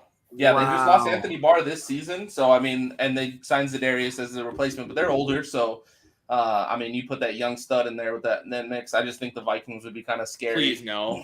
No. That's one that I definitely did not see coming either is the Vikings. That's an interesting one. Because, they traded back and they've gotten some of these they've got a lot of like second round picks, I think, coming up too. So they could, right in the middle of that draft. Or if there's like a lot of it. Run on offensive players because I looked at teams that they already have their offense outside of the Lions, the quarterback. But if they go defense, I just think it'd be nasty on the other side of Aiden Hutchinson. Yeah. But the Jets already have everything on offense that they need. The Vikings already do too, unless they go lineman. But he would be a scary defensive piece to add to those two teams. That would be. The big one that for me, like I the only one that really comes to mind that I think that hit the way that he plays based on the way that this franchise is makes more sense that this team would probably trade up or be around there to draft him would be Chicago. Like if Chicago's looking like they already got 3 good players on that defense who are making it work, add Will Anderson just to add some of the pass rush. Aaron Rodgers is going to be like, give me the fuck out of this division. Jared Goff is going to be like, get me the fuck out of this division pretty damn soon then, too. And Minnesota, Kirk Cousins is going to be like, I'm just not going to play in primetime. So, I'll say the Broncos will. It's fine. yeah, I'm just going to queer up in a ball here. This is fine. I'm fine. Thanks for asking.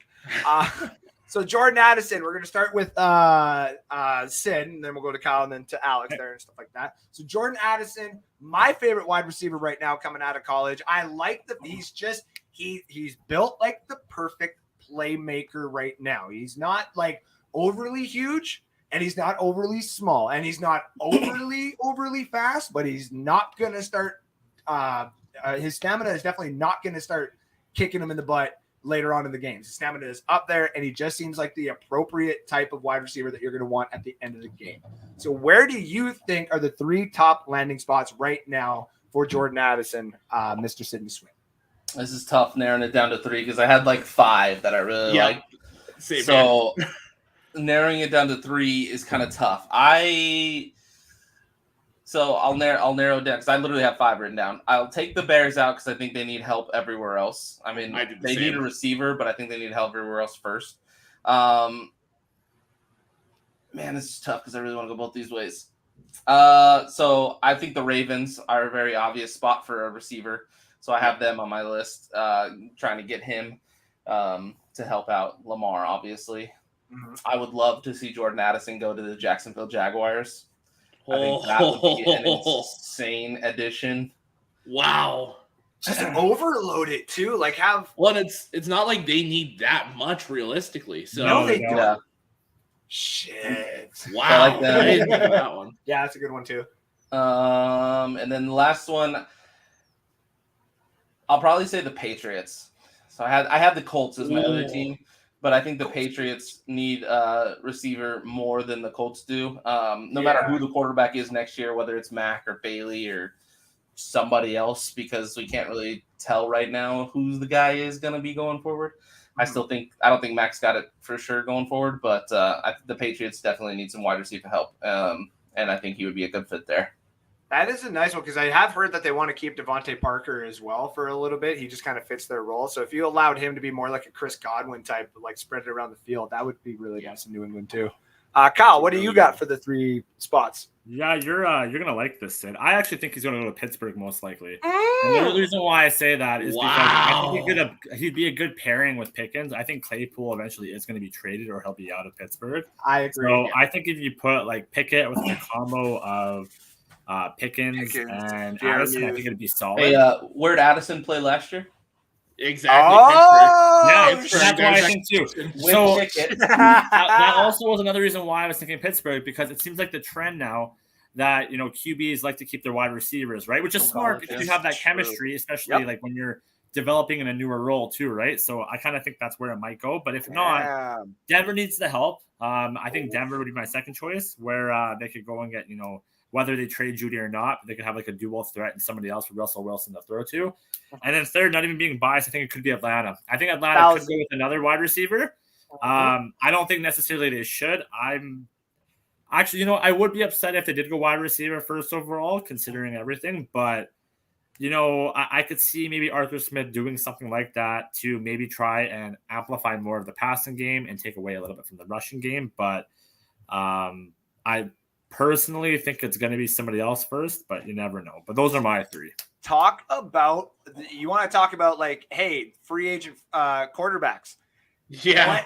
Like our wide receiving core, Calvin Ridley coming back from his suspension. You got 2 literal possession guys on the outside. You could let him eat on the inside with Kyle Pitts. Probably steal like Jahmyr Gibbs in the second round or something like that too, and just make that offense spicy. I like that one actually. No bias at all either. I think that's a smart pick. What do you? I was going to say, because you said the Broncos, it'd be interesting if the Broncos pulled off what the Ravens did to trade their number 1 guy for a number 1. Because I feel like Marquise Brown and Jerry Jeudy aren't too far off right now. With their production. And I mean, the Ravens were able to get a number 1. So I mean, you say you do exactly what they did: trade Jeudy to his college quarterback, which I guess you don't want to go Tua because they already got too many weapons. But if you go Mac Jones in New England, they get their guy and let the Broncos take on a receiver with their first pick. Damn, yeah.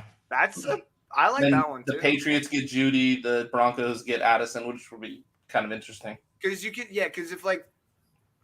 if Russell Wilson just like starts throwing it to Judy and at least makes something of the season, he could have like an AJ Brown effect where like somebody's gonna be like, all right, fuck it, I'll give you my first. Alex, what do you got for the 3 landing spots for Jordan Addison? So funny enough, I had Atlanta first, Hey, Wow. okay, and then I had Baltimore second. okay. And then my third one, it's kind of a recurring one here, but Houston with that second first-round pick. Yep. Whether you get your quarterback or you keep Dougie Mills and go get, say, Will Anderson, then you go get Mills as number 1 wide receiver. That would make sense because then this next season, of course, it becomes if this is not like if you cannot get more than 2 touchdowns and 240 yards per game, which is what an average quarterback should be doing right now in the league. Absolutely. Then more than likely we're going to be like my Buccaneers, Kyle's Falcons, your Lions, and the Texans are all going to be in competition for like Caleb Williams, and possibly what I'm hearing is if Anthony Richardson goes back for one more year, it could be Anthony Richardson. He probably as well. should at this point. I 1,000% agree. It's like, do not hurt Yeah. your draft stock and just go back to school for a little bit, kid. You'll be a first round pick if you do that. Or like Tanner McKee, which I listen. I love Tanner McKee. You all know how much I love Tanner McKee. I don't like what I see by him right now, and he needs to go back to school for one more year. I agree. I agree. Speaking of come out of the draft literally right now and just fall into the lap of my Buccaneers, I would like Bijan Robinson. But the one I should bring up the whole Jordan Addison. The one team I do think that would trade for Jordan Addison, and this is not a shot at what kind of we were talking about with me and Kyle's co-host there earlier. I honestly think that if the Saints could make a move up and you could have Olave and you can have him and you could be able to trade Michael Thomas for other assets, you can use Thomas as that trade piece. You could as well. You could literally have 2 of the youngest and freshest wide receivers in the league who would do so much damage for any quarterback you put in there, whether it's Jameis or Andy or anybody. Now with Bijan, this is the reason I even came up with this segment, because I got 3 guys here who all know about this guy. Me and Alex have talked about him for a long time. I said this is the guy that's going to make my Buccaneers better, and this is the guy we need to take. And I'm just going to say my pick right off the bat is Tampa Bay Buccaneers, because like the Najee pick, Pittsburgh was like, we're good. We need a running back, and we could go offensive line here, but there's nobody here that would make sense to pick. Fuck it. Let's go Najee. If I'm the Tampa Bay Buccaneers and I have, whether it's the 20th overall pick or the 32nd overall pick, if you're sitting there and nobody bites on them and you're there, you need someone when Lenny's gone. You need someone to be the bell cow guy eventually. Not only that, he is so good in the slot randomly that you just add another wide receiver. So then all of a sudden it's like Aaron Rodgers, come on down. Lamar Jackson, come on down. I have a defense. I have now offensive pieces more than just Mike Evans and Chris Godwin. Like I now have a running back. That's what I want. I personally want Bijan. I understand we'll probably go offensive line, but I want Bijan. That's my pick. Full bias aside. Alex, where do you see Bijan's 3 landing spots being? So I went with the 3 teams that don't have much to fix, and the running back could just slot in and make that immediately better. So Arizona. With James Conner kind of hit and miss, you have him in there that just takes over that running game. As Chris pops it in and goes, perfect timing. I bet Kevin Lowe absolutely dialed. Buddy, you are an absolute beaut. Which, by the way, Nicole's just like, I'm listening.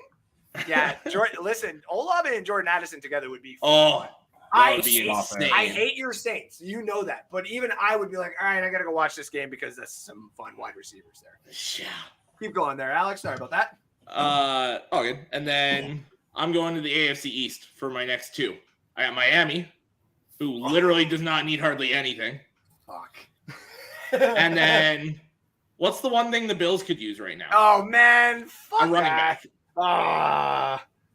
Those are the Bills. 3 teams. The Bills, because Singletary will go to free agency. The Bills with James Cook and Bijon Robinson, and Bijon being a slot receiver in that offense. Yeah. I don't like that one at all. That one makes sense. I just do not like that one at all. I want Josh Allen to succeed, but that's just too much. That's 3 darts is too much. Like I don't want to do It's that. almost like 2013 Broncos, 07 Patriots levels of offense. Like Yeah, that I just don't know, man. That's a good one there. I just saw this comment randomly pop up here. Your friends are weird, Kyle. Andrew's beard made me creep. Your friends are weird, Kyle. I mean, Kyle's my friend, and that makes his friends my friends. It makes all of his friends weird. I mean, I'm the weirdest. Like, I'm waking up today and seeing Nick's comment in the group chat. I'm like, thank you. Thank you so much. I am manic, aren't I? Kyle, tell us, who's the 3 players that you think Bijon Robinson would go to? And please tell me one of them's your Falcons. Oh, actually, that's the number 1 team. And I honestly think, personally, like not even a bias, I think that is the most likely landing spot. 100%. 110%. And the reason why I say that is because he's basically like a Derrick Henry 2.0. And the thing is if you add that running back to Atlanta, which realistically, where he's probably going to fall in the draft is probably where Atlanta's going to pick realistically. So I think he's going to end up in Atlanta, and then you're going to see a crazy offense. And then the year after, it's going to be all defense. So I think that's the most likely landing spot for him. The second, though, I wrote this down too. I have Arizona. Funny enough, exactly like what Alec was saying because of James Conner. Yeah. But for the third, I kind of have like a tie because I couldn't really figure out who I want for my third. I think it's a toss-up between either Washington or Miami. Miami makes so much sense. Like like having Jalen and Tyreek in that system for a little bit, and then just literally having a safe go. Like not having to pay 6 running backs and figure out which one you want to use. Just putting Bijon in and then maybe Chase on third downs, like Chase Edmonds for third downs. Yeah. That's a good one. Washington now. Yeah. Okay. Sean Spencer, Will Kramer, and myself all agreed that when and if Brian Robinson was healthy, that Ron Rivera would use that core of running backs that he had like he did back in Carolina with D'Angelo Williams and the other guy. I forget Alex's. Stewart. Thank you. Those 2 guys were awesome. And that's what I think that they were going for. If for some odd reason Antonio Gibson really is falling off this, Bijon and fucking Brian Robinson would.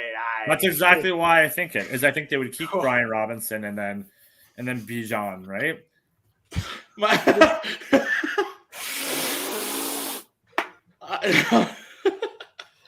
Buddy, I did not know what to do for a split second there, okay? So my camera just like shut off like it always does. But I had that as a little joke to him yesterday. Didn't think it would show up on this account too. I was like, buddy, what? Like, I'm not ready for that right now, okay? That was so good. Fucking not ready for that at all. Oh my god. Oh my god. We're gonna be right back. No, I'm just kidding. Sid, give me the 3 locations that you got for Bijon Robinson. Obviously, Pittsburgh is not in this. Yeah. So just so you don't think I'm copying everybody else's homework. Oh, okay. I What do we got literally here? have the Falcons, Okay. the Cardinals, and the Dolphins. So So it's literally funny because Falcons- my fourth team was Atlanta. So Okay. Now here's the funny thing. Before we get down, like I guess you kind of have the same 3. So there's a 4th team that I like besides the Bucks, obviously, because I was talking about the Bucks. There's a 4th team out there that literally makes sense, and it's the same team that we had talked about that has just been given a fucking top 5 overall pick. yeah, and that's Philadelphia.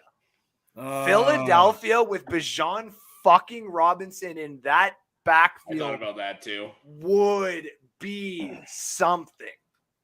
would absolutely be something. That, like, what we're talking about there.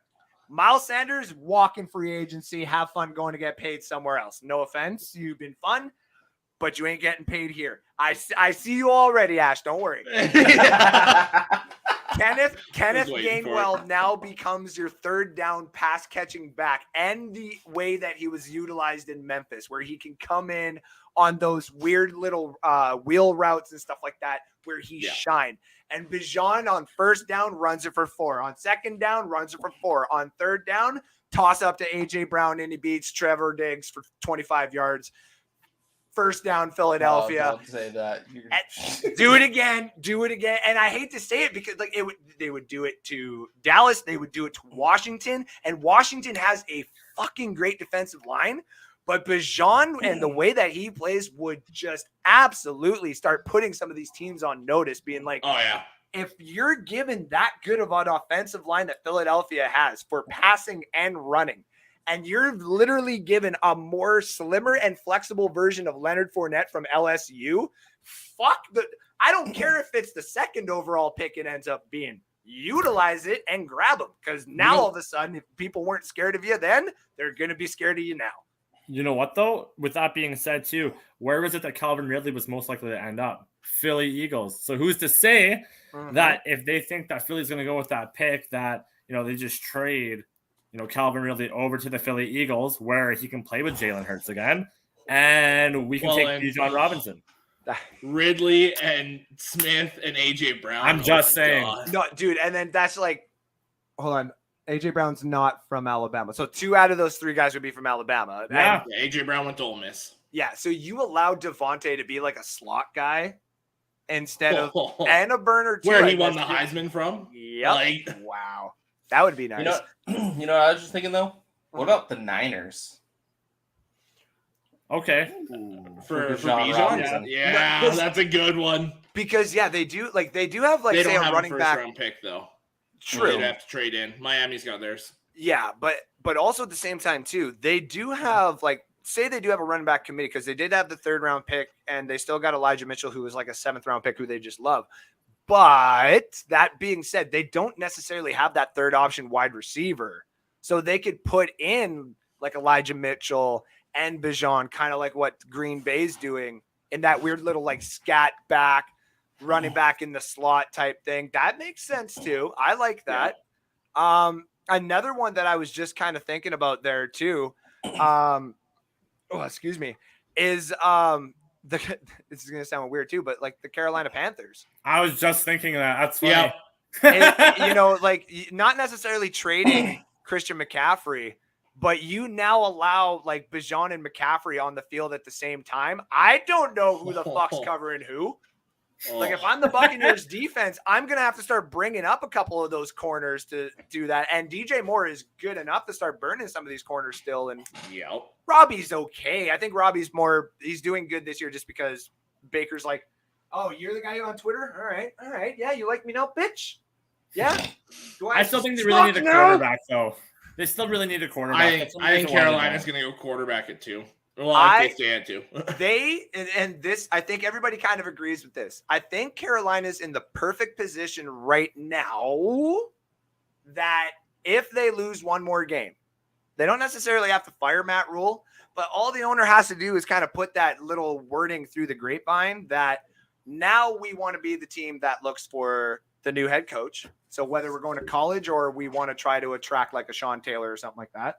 But if we go the college route and we steal one of their coaches from there, we can now be that team that literally goes for Will Levis. Like we could literally go for Will Levis and develop, because your franchise and the fan base hates Matt Rule.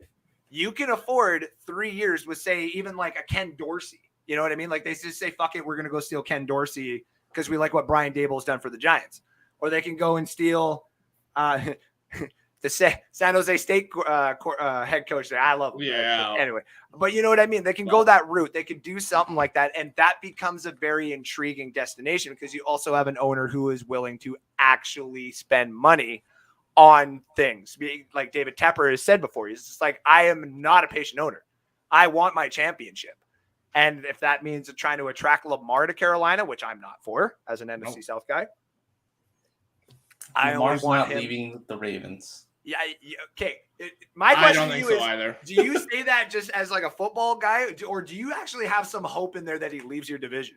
Well, yeah. Why wouldn't I hope he leaves? So I know that he's not leaving. Why would the Ravens give up Lamar? The only thing, and I kid you not, the only reason, and I see it right there. That's the only reason. If for some odd reason, it's Jim, right? Jim is the one in Baltimore. John. John, thank you. John. If John finally said that he was either done or wanted to go the college route or wanted to be on a different team, like we've seen Sean Taylor. Is it Sean Taylor? Why do I keep Peyton. saying thank you? Sean Payton. My God. Sorry. I think of like the Bounty Gate and what Sean Taylor just did his whole entire career is like the same thing. Okay. It's my apologies. Like doing the Sean Payton route where he's just like, you're either going to have to let me go and so I can be with another team, or I'm going to have to retire for a little bit until somebody's available in a couple of years where my contract can be voided and I can go sign with another team. Kind of like what Bruce Arians respectively did. But that's literally the only thing I can think of. So you think Harbaugh doesn't want Lamar? I don't necessarily think it's that he doesn't want Lamar. I just don't think that he wants to be as a head coach. And he's kind of like that Bill O'Brien with the Texans before, where he's kind of got a little bit of say in the personnel that kind of comes in because of who he is. I think that he doesn't like the hole that this team will be in if they pay Lamar that money when they could actually pay the rest of the people that they need to in order to keep that team intact. Say like the Indianapolis Colts or the Tampa Bay Buccaneers or your team, these teams that are willing to, have a quarterback come in and be good for them. They don't necessarily want to pay that money right now when he's won it, say, an MVP and he hasn't gotten to the championship because he's kind of got that weird stat in the playoffs. That's the only thing that puts me off on this whole him leaving thing. Because I agree with you. I don't think he'll leave. But if there was one thing that's going to be leaving, it's John being like, I'm not paying him $50 million, dude. I think he's gone. I think he just wants out, personally. I don't think he's leaving. Lamar or the coach? Lamar. I think Lamar wants out. Like, I don't know. Like, sure, you can be playing a hardball, but, like, I don't know. Maybe it's just a dramatic thing that he's trying to get the most money that he can. But playing hardball with Harbaugh. Sorry. But I don't know. I think he wants to go somewhere else. I really wouldn't pinpoint what team it could be. Like, if I'm just throwing it up in the air, I think it could be Miami, but I don't know. That's tough to say, but not the way Tua's playing this year. Yeah, well, that's why I before Tua was playing good, that's kind of what I would have picked it on, but I don't know. I got this gut feeling that he's going to want out, and I think Baltimore's going to want to get everything they possibly can for him. I don't think they're going to want to necessarily let him go, but I think it'll be a situation where he'll want to go. So they're going to have to go and figure out what's going to be the most that they can get from Lamar Jackson, which will be like a whole lottery. So like if, for example, like if I'll use two NFC South teams in this equation, because I don't think Lamar would get traded to Carolina with the not knowing what the hell is going on with like the head coaching and that offensive line. But like say the Saints could offer Davenport and a couple of their first, like a package, of like a couple of their first, a few of their seconds and stuff like that. That could work. But the big, like in Atlanta too, where they would probably, only because Lamar would fit Arthur Smith's system literally to a T almost. Like I think Arthur Smith literally created his system watching playbooks of Lamar in college and Michael Vick, McNabb a little bit. Like he's all about that play action. Let my quarterbacks run a little bit if they can. We don't have the cap space. As much as I love it, we don't have the cap space. We wouldn't be able to sign him. But that's the thing. You will in 2 years when they can finally let him go. Because the Ravens aren't letting him go this year. They're not letting him go next year. No. It'll be in 2 years that they finally can let him. They're going to trade him if they trade him. It'll be the summer of Rodgers. Like everybody's going to be like, I want to see what I can get for Rodgers, or I want to see what the trade thing is for Rodgers here. So, but yeah, I want to see it happen, but I agree. I do not see Lamar being traded. So I think. Go ahead. I was going to say, based on that, though, I mean, I think Lamar being traded is going to demolish two franchises. I think almost similar to like Houston trading, giving up Deshaun, like it costs the Houston everything to because I mean, I've always been about it's way harder to find a quarterback than it is to keep your quarterback than pay your guy. Absolutely. So you giving up your guy, even if you're getting 3 picks, 4 picks, 5 picks, whatever, and like a player in return, it's very hard to find a good quarterback. So like you're gonna struggle for a bit until you get that guy. Houston is struggling. They have Davis Mills. Who knows if he's gonna be the guy? Who knows if the next guy they draft is gonna be the guy? Like that's still very unknown.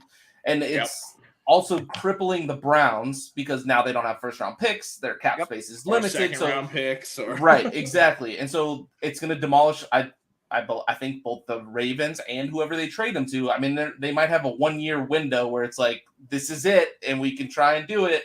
Otherwise, it's going to hurt. Another great example, the Seahawks and the Broncos. Yeah. Like the Seahawks aren't good right now, but if their picks turn out, if they can get a quarterback, maybe, but that's still a big question mark. It's so hard to find a guy. The Broncos went all in for Russ, and he's not the guy yet, but they spent a lot of money, spent a lot of firsts.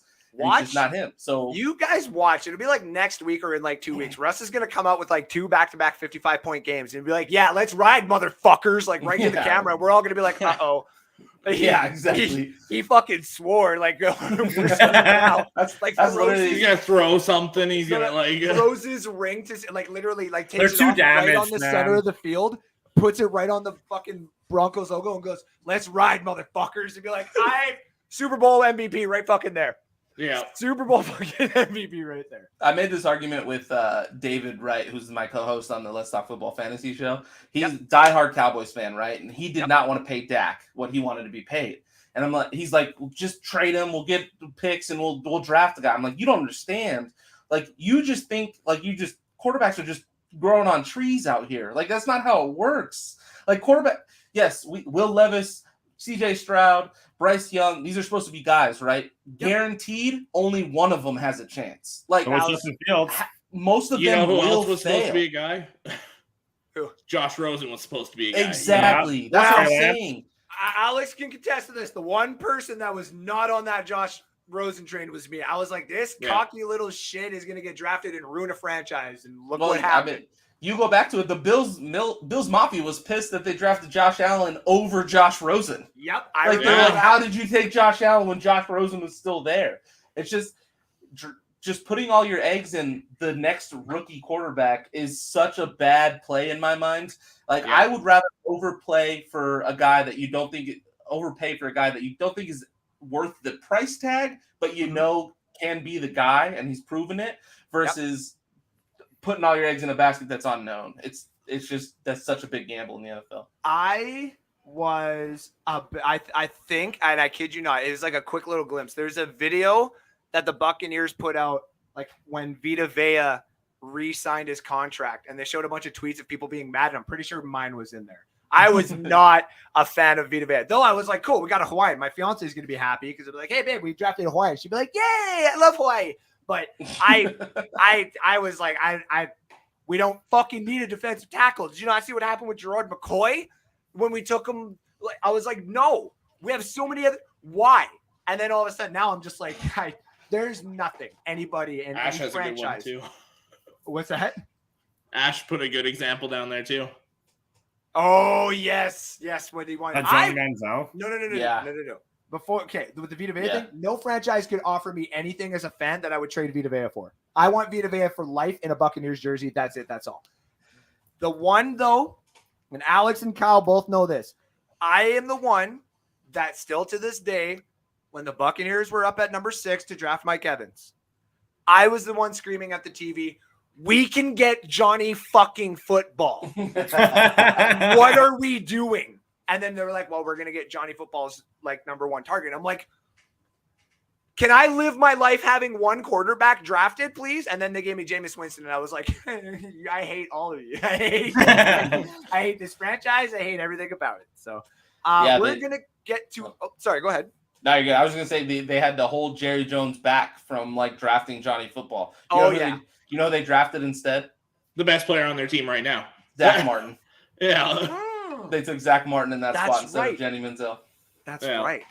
All right, ladies and gentlemen, quick 1 minute commercial just so I can get a little bit of a water update here. And we will be right back to go over these picks here before we are done the show for tonight. And we can get these guys out of here so we can enjoy the rest of our Friday nights. Much love and appreciation, though, to all of you out there watching tonight. We are at hour 2 here. So obviously what we do, just in case any of the guys need to go relieve themselves, top up on their drinks, or if their wives have been nagging at them in the corner. No, I'm not making a shot at you, Sid. My wife is right there too, okay? She doesn't nag at me, though. But if you got to do anything for a quick little minute here, y'all go top up your drinks. We'll be right back here at NSD to give you some of the picks that we got going on this weekend. My locks here, presented by Betstamp.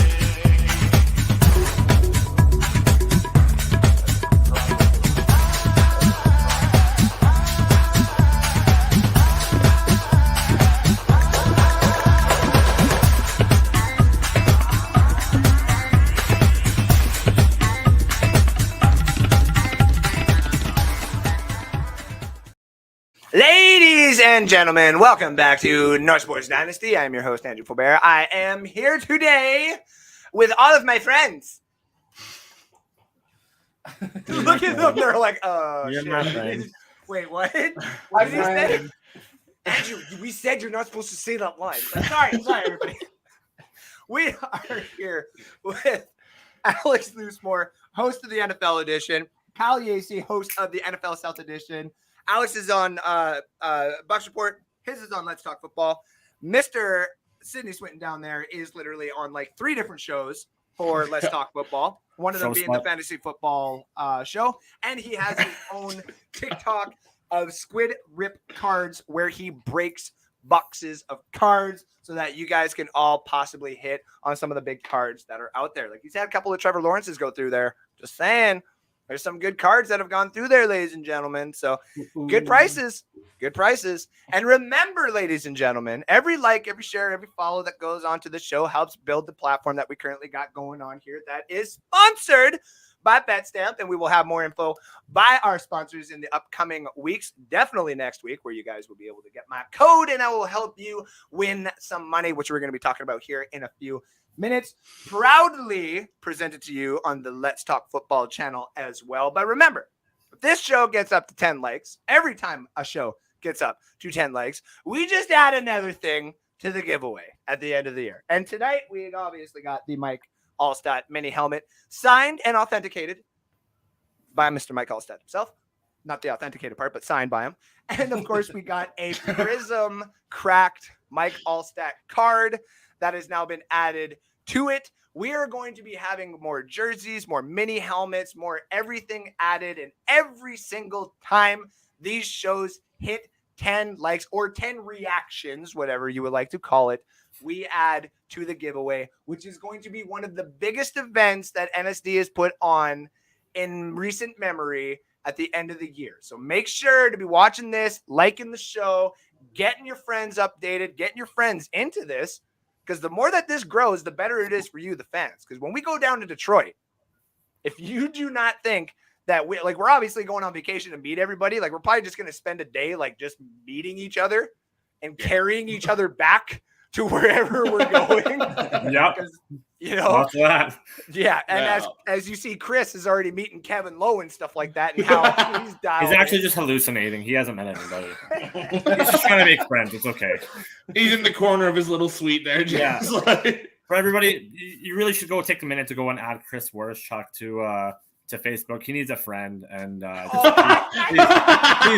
please just help him out. I think he's doing a shout out for his Twitch stream, and he's like, "Nah, he just needs a friend, guys. Should go help him out."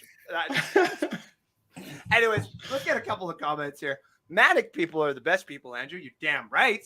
That's what I think. My therapist doesn't think so, but I mean, they're just paid to say things that I want to hear. So whatever. Jalen Loosemore, which is Alex Loosemore's sister, comes in and says, "Never agreed with Alex. Bad, Kyle. Bad."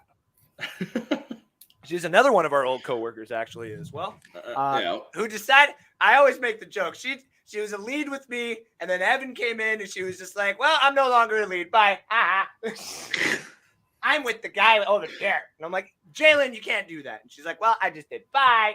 So, shout out Jalen for tuning in. Simon says, "Thank you for tuning in tonight." Says thoughts on Jefferson and Deontay for Mixon, Mike Williams, and Godwin, half PPR, and it's a redraft. So not Dynasty, but a redraft. Now, Jefferson and Deontay, no offense to Deontay or anything like that. He's going to see work, but I don't think it's going to be until around the end of the season. So he might be valuable for a playoff push. I don't want to give up Jefferson for basically anything. Yeah. But Mixon has been playing okay. Mike Williams is good to have as another wide receiver one, but I'm still staying with Jefferson and Deontay. What about you guys? Me as well. I agree with you.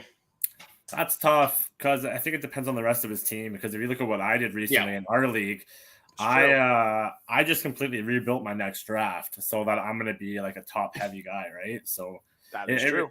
It really depends on what you're kind of looking for, but for the purpose of it being, it is a redraft. Like that. Yeah.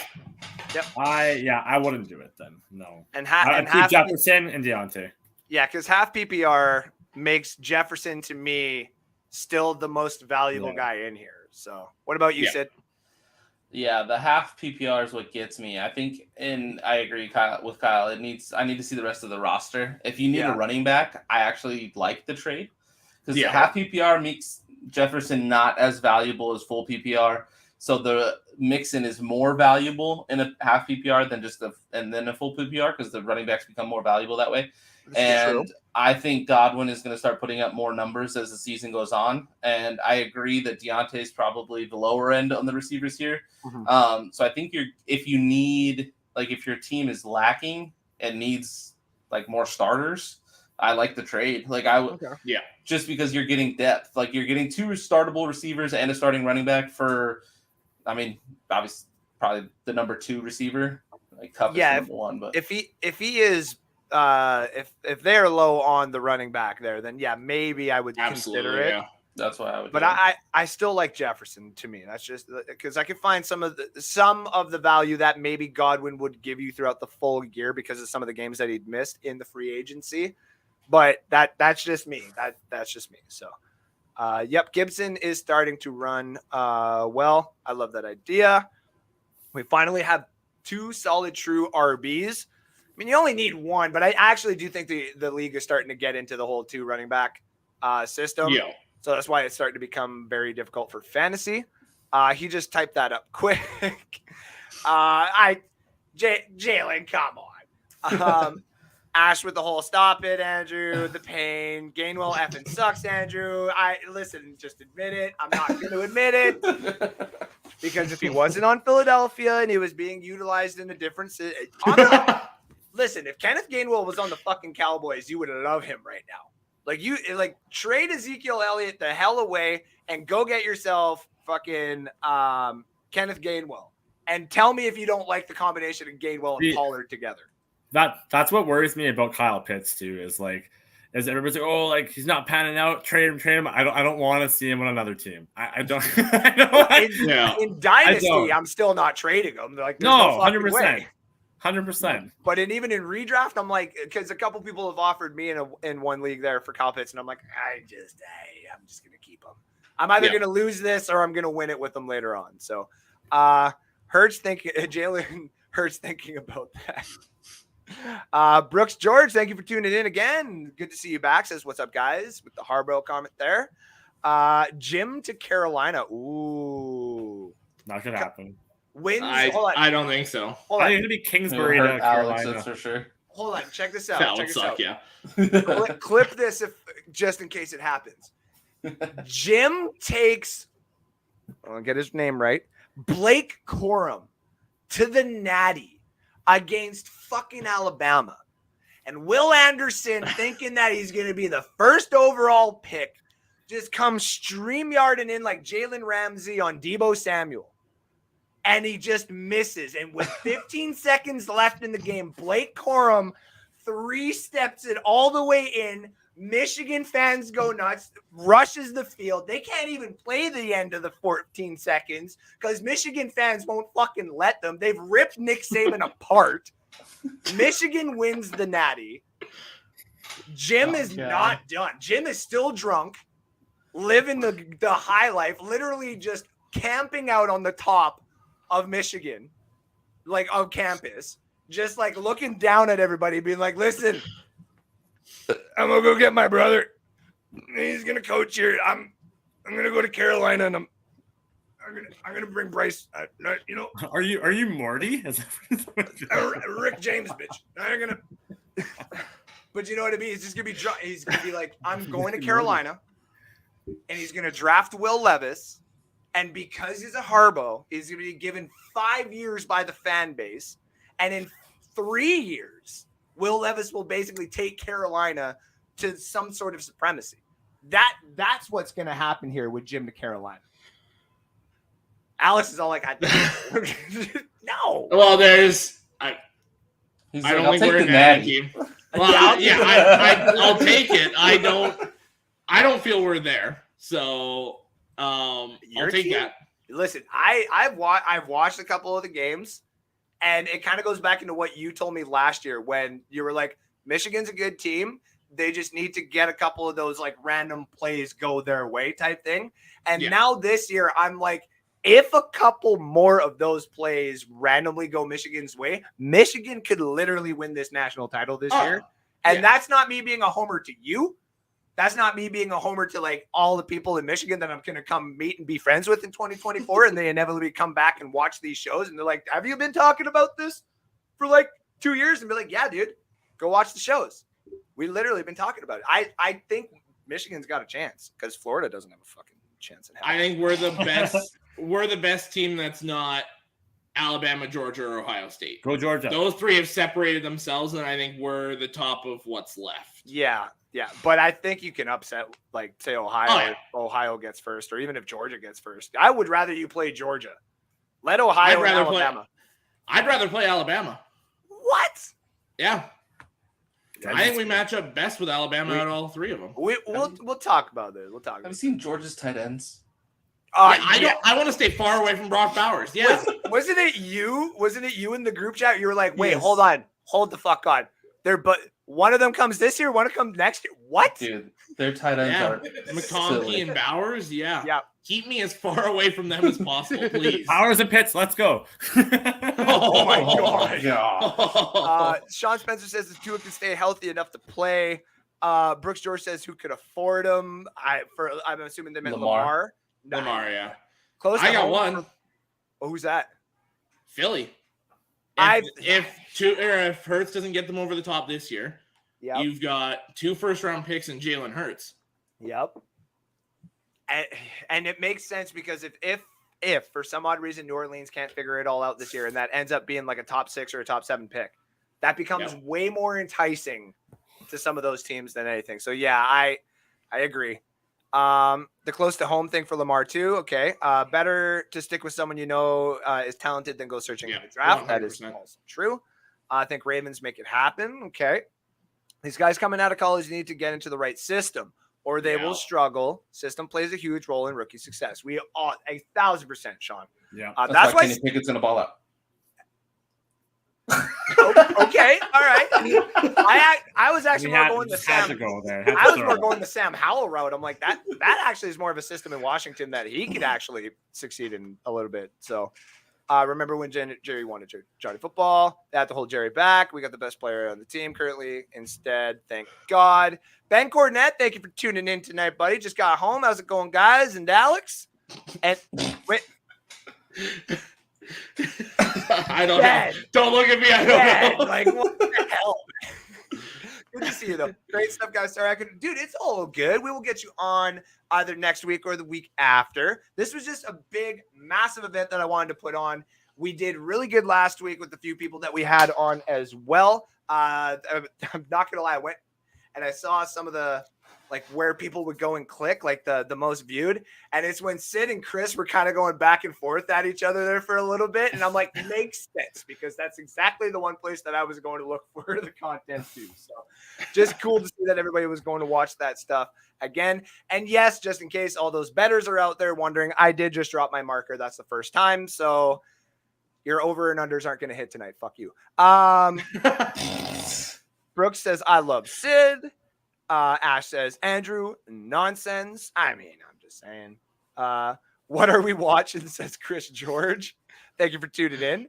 I'm leaving now. It's all good. The Jim Harbaugh talks makes me want to put on a pair of khakis, and Michigan's offense is better against Alabama than Georgia. Okay. Yeah. All right. By the way, ladies and gentlemen, got the speed. We're at 9. We're at 9. One more, and we got to add one more thing to the pot that we're giving away this year. And every single person that has liked and been a part of the shows, you will all get thrown into the draw at the end of the year. One comment and stuff like that may eventually even lead you to winning something. But it's you want more chances. You obviously subscribe. You're one of the people who have shared the show and liked it and stuff like that. But one more of those, ladies and gentlemen, and we inevitably got to be starting to give away more things into that pot. We got 2, and boom, we have just hit it, ladies and gentlemen. Next week, we will have a third thing put into the giveaway pot that is going to be happening at the extravaganza, probably at the end of January. So much love to everybody there with all the love and emotions going out there. Who's that? Look at that. Look at those. There's a lot of names that I have not seen before. I'm going to have to put them in the pot. There we go. All right. Let's get into some of these bets here before I get some of these guys out of here, because Sid's obviously got kids. Alex does not have kids. Kyle, I think, has kids, but probably not in this province. You're funny, eh? Didn't you visit Atlanta? Like, you definitely. No, I'm just kidding. I think he's got a. How long has it been since you were there? Huh? He's been with his girlfriend since he's been to Atlanta. Let's be real here. Yeah. And her name just passed me, but she's a very sweet girl. She's a ginger. That's the reason why she's a sweet girl. I'm not going to piss her off. Thank you very much. That cat looked like it had black hair. Huh? Wait. Wow. Anyways, let's get into some of these picks before somebody gets Kyle killed, which will probably be me because I'm the one that started it. All right. Let's see if I can kind of get in here. All right. So I got my 5 locks of the week. 2 of them are a little bit of homers because I got the boys here. But when I looked at the games, a lot of stuff was coming to me. Whereas as much as I want to take the Buccaneers money line, there's no money in it this week, just so I could rub it in Kyle's face and be like, haha, I made money off of your loss. That's right. But what I do think is going to happen is the same thing that happened last year and the year before. What's your score bet? We'll get to that after, okay? What I think is going to happen, at least in this game, is Tampa Bay will probably squeeze it out. But it's the fact that they're going to squeeze it out is the reason why they're going to finally go and be like, all right, maybe we have to start trading a second or a first round pick to get somebody else in here because of some of these injuries. If we want to be as successful as we have been, I think that's what it's going to have to come down to. Atlanta plays good against Tampa, especially the first game of the season. So that's why I'm going to lean a little bit more of Atlanta this week. Plus the money that you can make off of Atlanta just covering that 10. at minus 110 is good enough for me. So I'm going to take that one. I also got the Lions at the New England Patriots. This one, obviously, I would much rather, if you are a safe bettor, I would take the spread coverage for the Lions because you could possibly win your money back. I have not seen anybody out there giving 3.5. And I think the reason is Vegas would much rather give you your money back because they think that they would lose by a field goal at the end of the game than having Detroit only lose by a field goal and you get that half, so you technically have covered the spread. I think that's what Vegas is kind of leaning towards. So myself, because it's a rookie quarterback in New England, because Dan Campbell, I almost forgot his name for a second. I was like, why do I? Dan Campbell is a god amongst men. This is the one dub for the organization that would be huge, is a win in New England, especially you do have injuries and your defense is still Swiss cheese like we've talked about, but it just makes sense that if a rookie quarterback is going in, he's going to feel comfortable at parts. And just when it's like 3rd and 10, he's like, this isn't easy it's a pick 6 for Akudo. Those are the type of things that can happen. That's where I think Detroit can come in and win on the money line after a full 60 minutes. Give me the dog on this one. The Chargers at the Browns. I don't like how close this is. There's something obviously there. Might be the injuries that have been going on with the LA Chargers. But Justin Herbert is still a dog. Yeah. This man is a fucking machine. You break 5 of his ribs, he still throws for 103 yards. So and do not get me wrong, Cleveland's gonna bang this guy, but he's still gonna probably they're gonna bang this guy. We're getting so sexual. They're gonna bang him around. He's going to hit the ground, and they're going to fall on top of him. They are going to hurt his body. They're going to do a lot of things to make sure that Herbert knows what a real defense is. What kind of things, though? But that does not mean that the LA Chargers are going to lose this game, because I do not think that Jacoby Brissett has enough talent, respectively, to beat the defense that the Chargers are going to be able to put out on the field, because the Chargers are going to be putting up enough points. They're going to make Jacoby throw it, and I don't think that's going to be good for him. So give me the money line on the LA Chargers. That was only a cap. It's right here. And I dropped it twice, so that counts as 1, you fucking gamblers out there. The Bengals versus the Ravens. This is the one at the beginning of the season when I put my 5 big games up, and I said these are the ones that I'm going to take because this would be the momentum factor for not only quarterbacks but for franchises. I'm taking another one just like I am with the Detroit Lions here. Cincinnati going into Baltimore in what apparently could possibly be a little bit of a wet game and a little bit windy, which just means, and this is just what I saw. It all could have changed. This was like 3 days ago. At least the Bears aren't playing in this game. But what happens here is now Joe Burrow has a chance to go into like real enemy territory. Like Joe Burrow has gone into Pittsburgh and has inevitably lost. He hasn't figured that one out yet. He's gone into Cleveland and he's lost and he hasn't figured that one out yet. The one that he can figure out first to help him get back into the swing of things this season is beating those damn Ravens in their own stadium and really starting to put that whole conversation of what the fuck is going on in Baltimore into context. They can start writing their death warrant with that win. Give me Cincinnati money line at plus 155. The last one I got tonight, and this one I was not sold on this until I started reading a little bit more into it.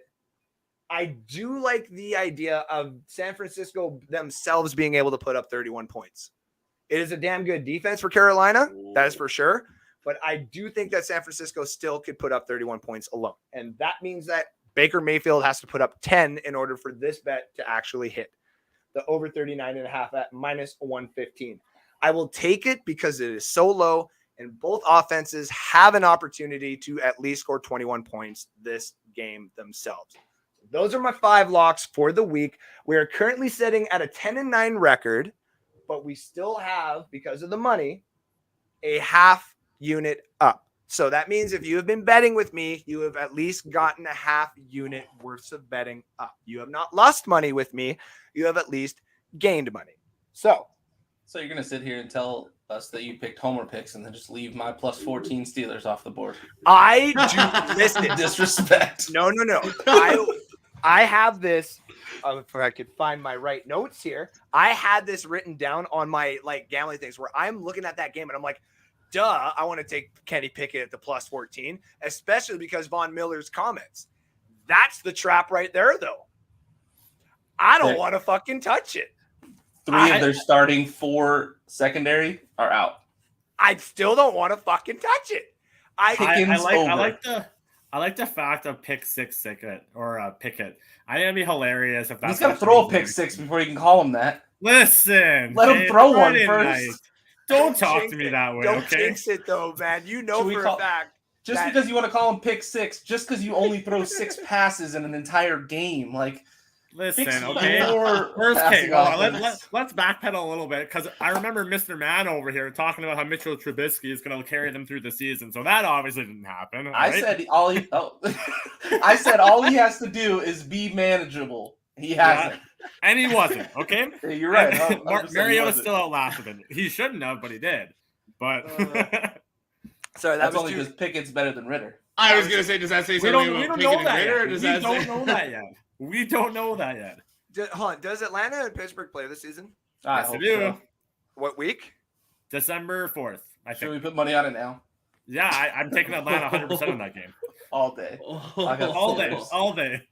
I was like, I would write it down somewhere, but I could just kind of move my camera. I have a lot of different college prospects on my whiteboard right now. So I don't think it'll be a blowout, but I think Atlanta pulls through in that game. Oh, I thought you meant against the Bucs. I was like, don't say that. This is my show. Don't you ever say that on my show. For the record, so Pittsburgh plus 14. Just think about this. Put just perspective betting wise, real quick. Yes.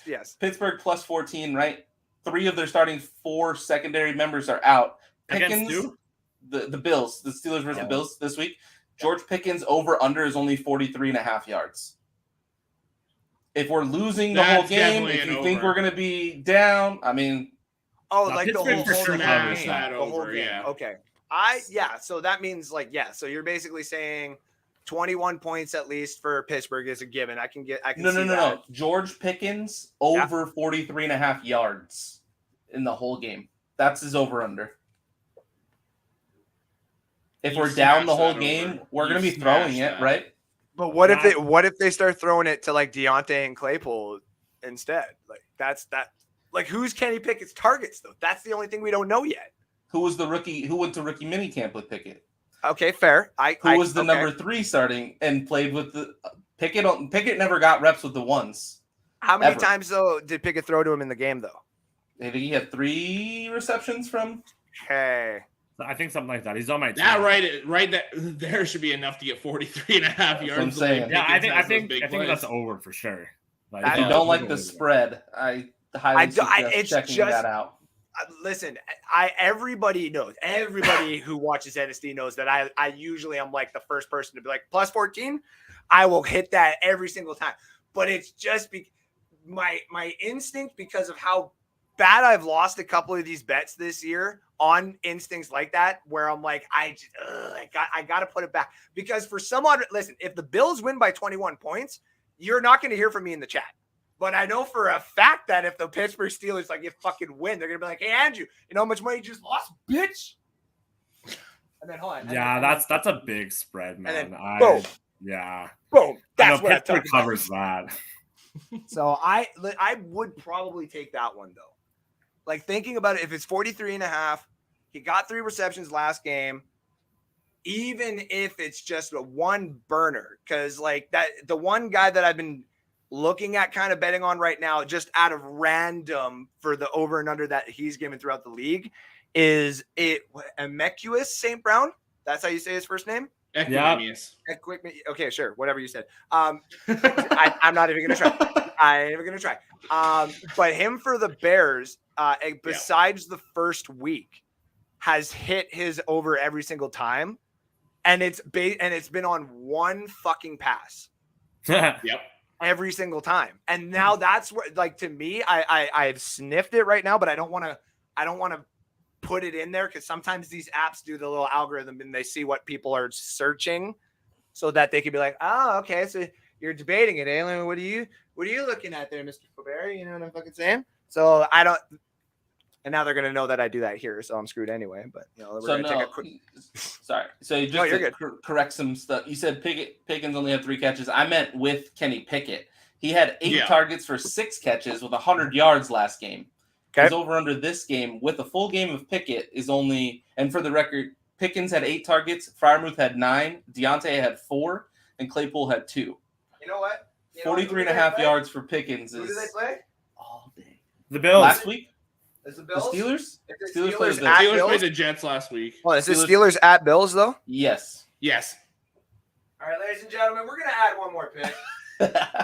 We're gonna be a bit of a homer, but we are gonna add that pick. Is like it's compelling argument. Yeah, honestly, like not even to get biased, I think Sid's right. That probably should be on the board. That's absolutely That's a I would big run smash. with that all day.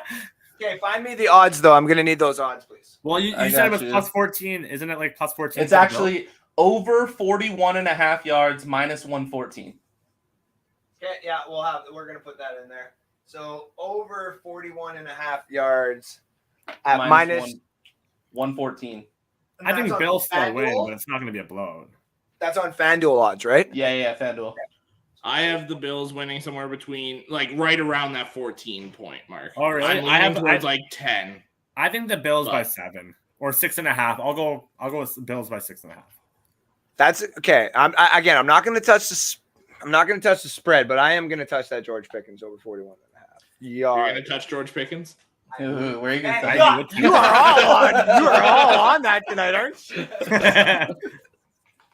I make one comment about Alex losing weight. Now all of a sudden, everybody. Tell us what you really feel about Alex. My old fucking co-host. I miss him. Okay. Your old fucking co-host? Oh. Okay. Oh, fucking Got co-host, you. dude. Jesus, I have to check all my fucking words tonight. Holy. Now the comments. Where do we see here? Where were we just at? Where is that? No, in the khakis. Boom. I'm a Sooners fan. It hurts when it comes to. Yeah, it's a college rough football. year to be a Sooners fan. Yeah, because Lincoln Riley wanted to go to the coast. Like, they might lose 6 games this year. They might barely be bowl eligible. Yep. And they suck, man. But still, horns down. Everybody, I've seen a couple people come at me and be like, I thought you were a Longhorns fan there, Fulber. And I'm like, I just like Arch Manning and Bijon Robinson and Xavier Worthy and a couple of these other guys that you're all going to hear as household names here soon.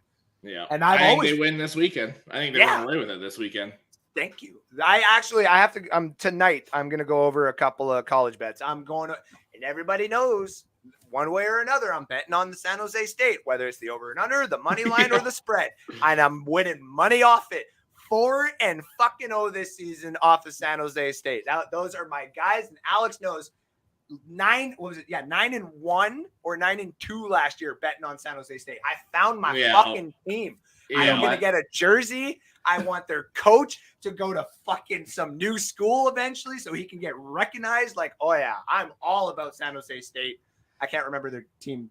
He fucking loves. They're the Spartans, right? I was just going to say Spartans, but then I kept thinking Michigan State, and I'm like, oh, Fucking wait. loves them so much. No, the Can't Spartans that remember are actually doing something this year. So I fucking love college football, and I fucking love NFL football. Is that what you Iowa wanna under count? is the best bet in college. the name. Dad? Iowa under 5-0 so far. yeah, Ooh, yeah, you run away with that. Ashley in Yeah, the comment sections have been Yep, just like, Iowa under Iowa. is my favorite bet. I have a Yeah. kid. Ironically, his name is Kyle. My dad. Hi, Daddy. Ash is dead. Texas giving 7 Gabriels supposed to play. Can Sooners emerge and cover? not with that defense, especially if Quinn Ewers plays. It's over, man. Sorry. Is Quinn back or is Card still in?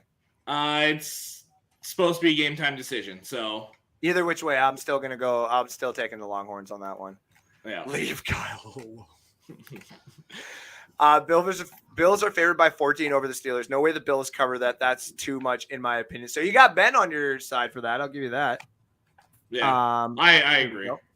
A couple last comments here, then we're going to start getting everybody out of here. Interesting about the Lions game. Jared Goff has actually never won a road game as a Lions quarterback. That's why I'm Yep. thinking, man. That's why I'm thinking. It's got to be a first time for everything, Ben. Kyle, tell everybody where we can find you, or do we still got at least you for 2 minutes? I think you got me for about 2 minutes. My computer's Okay. going to die soon, but so you can find me on Tuesdays at 5:30 Mountain Time on Let's Talk Football NFC South Takeover with Mr. Faubert, Nicole, and Mr. Sean Spencer. And I am the NSD analyst for the Falcons on NSD Show. So, yeah, you can find me on Facebook or probably in the comment section. Hells yeah, buddy. Appreciate you being on tonight. And anybody who is looking for a show, if you're a Carolina Panthers fan, we would love to have you on the show. Buddy, we will talk to you again soon. See you guys. Have a good night. Yeah, great, buddy. All right, a couple more comments and I'll get you guys out of here as well. And the Goku goes off. Oh, okay. Interesting. Nathan Snell, thank you for tuning in tonight, my friend. Fantasy question. Should I start Jared Goff or Justin Herbert? Let's go with Alex first here. I'm leaning towards Herbert, but I feel like it's actually going to be a pretty close one. I don't know. What about you, Sid?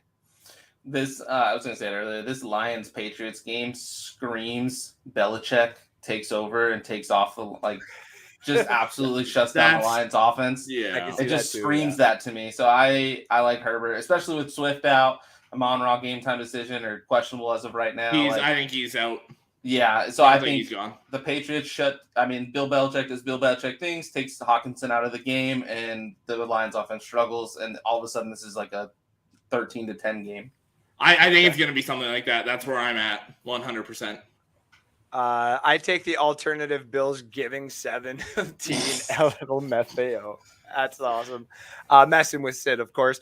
Brooks George, appreciate you being on here, buddy. You're a great new fan to have here at NSD, buddy. I appreciate you. Don't let Sydney convince you. Not too late. That's too much money I can make off that. Tomlin and Pickett rally garbage points to cover. I can see it. That I could see. Definitely see that. Come on, Andrew. Believe in Sid. I just don't know. I like pissing Sid off too. It makes for better content.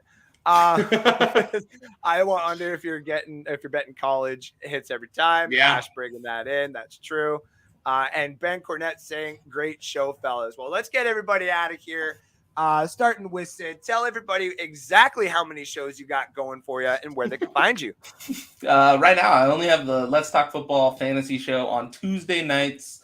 We moved. We used to be on Sunday mornings. We're doing Tuesday nights so we can give you the waiver wires, pickups, and everything like that with my lovely wife, Ash, and our co-host, David Wright, over there on Let's Talk Football. Andrew said I'm the Steelers analyst for NSD, so I'm throwing that in there from now on every time I tell people what I do. And you can check me out on Squid Rips Cards if you like football cards. I'm mainly on TikTok is where I go live, but I have a Facebook and Instagram if you want to follow to see what I got going on. And then I will pop in on this show every once in a while when Andrew wants to have me on. Appreciate you, buddy. Thank you for being on here. And Alex, you tell everybody where they can find you as well. All right, so you can find me Thursday nights on Bucks Report for the NFL edition. We're going live at 8 Mountain, 10 Eastern now, just so we have a bit of the game to go through before we hop on. And then you can catch me Saturday mornings with Sean Spencer at 8 Mountain Time, 10 a.m. Eastern for Let's Talk College Football, where we just kind of get you ready for the day, talk top 25 and games to look forward to. And I'm the Lions analyst for NSD and hopefully a little bit more here in the future. Yeah, that's what I like to hear. By the way, in case anybody needs to know, obviously I got the new job and stuff like that. So sometimes I'm going to be doing nights. And if something ever comes and happens and stuff like that, these are the two gents right here. However, I'm not even going to try. These two gents right here are the two people that would take over the show anytime that I wouldn't be on here. So these are the two guys that are going to be help growing NSD as well going forward. And we send as much love and appreciation to both of you guys, not only for being on, for the contributions that you've given here at NSD. Thank you guys very much. So much. And I'll talk to you guys again soon. All right. Later, man. Congrats again. Yeah, Yes. Thank you. And you guys have a good one. And let's build this shit, boys. We'll talk to you soon. All right. To the rest of you out there, much love and appreciation for being on here. We almost hit the 3-hour mark. Didn't want to get say like right at 3 hours. I wanted to have this nice little breakdown and stuff like that. Gives me time to kind of decompress, see where everybody's been at in the comment section. The comments have just been flying off the handle tonight, ladies and gentlemen. I cannot thank all of you enough. We hit the 10 reactions / likes for the show. That means we're doing another giveaway. And that just means that this show is growing bigger and badder than we could have ever hoped here at NSD. More to come next week. We got a new sponsor. The number one sponsor here, of course, is still my wife's lovely grooming business of Puppy Paradise Dog Grooming. So if you're around the Fort Saskatchewan location, make sure to look up Puppy Paradise Dog Grooming for all of your puppy and full-grown dog grooming needs. There we go. That's the right word I'm looking for. And we will be having Betstamp on with us in the future. We will be getting all of the little knickknacks kind of sorted out in the background here pretty soon, and be able to bring you betting content straight from them and help you find the best lines out there to help you make money. Guys and gals, thank you all so much. Love every single last one of you. I couldn't ask for a better fan base and a better audience and a better platform to show off what we got here at NSD. We will talk to you. Oh, sorry, I'm burping a little bit. Sorry about that. We will talk to you all on Sunday night to talk about the Atlanta Falcons and the Tampa Bay Buccaneers game on the Maple Buck Show. And then we'll be back next week, obviously on Friday. We're going to have some more guests on. I'm not exactly sure which guest it is just yet, but we are definitely having a couple of different guests come on. Shout out to Nicole for winning the shirt today. Shout out to everybody who hashtagged the NFL edition for Alex. That's the type of love we like to give out to the other platforms. Check out Kyle Yacey on the NFL, or it's the NFC South edition on Let's Talk, our NFC South show on Let's Talk Football on Tuesdays with myself, but also Nicole, the major other co-host that we got, and Sean Spencer. Me and Sean Spencer are just kind of like hands off. This is all them. We just come in with the content that they tell us to bring, and we do amazing things there. Shout out to Kyle and Nicole for doing amazing things there on that show. And then, of course, Sid has got Squidward cards. I have won cards. One of those cards is now put into the draw because I have two of them, actually. Not like I'm giving up anything that I didn't want to. So that card goes into the draw. Squidward cards, if you are a card collector for football and possibly anything else that he gets into, like if he dives into hockey or baseball or whatever happens there. And, of course, Alex there with the NFL edition on Bucks Report. Shout out again to everybody. Let's get you all out of here. It must be late where you are. To all the people watching at home, again, thank you from NSD, fantasy football updates, sports updates, comedy, and gear and beard. Anything you could want in an all-Canadian content show. All right, let's get you out of here with a little bit of I guess the intro that I used as the outro. Much love from NSD, from your host, Andrew Bear. Talk to you next week. Goodbye.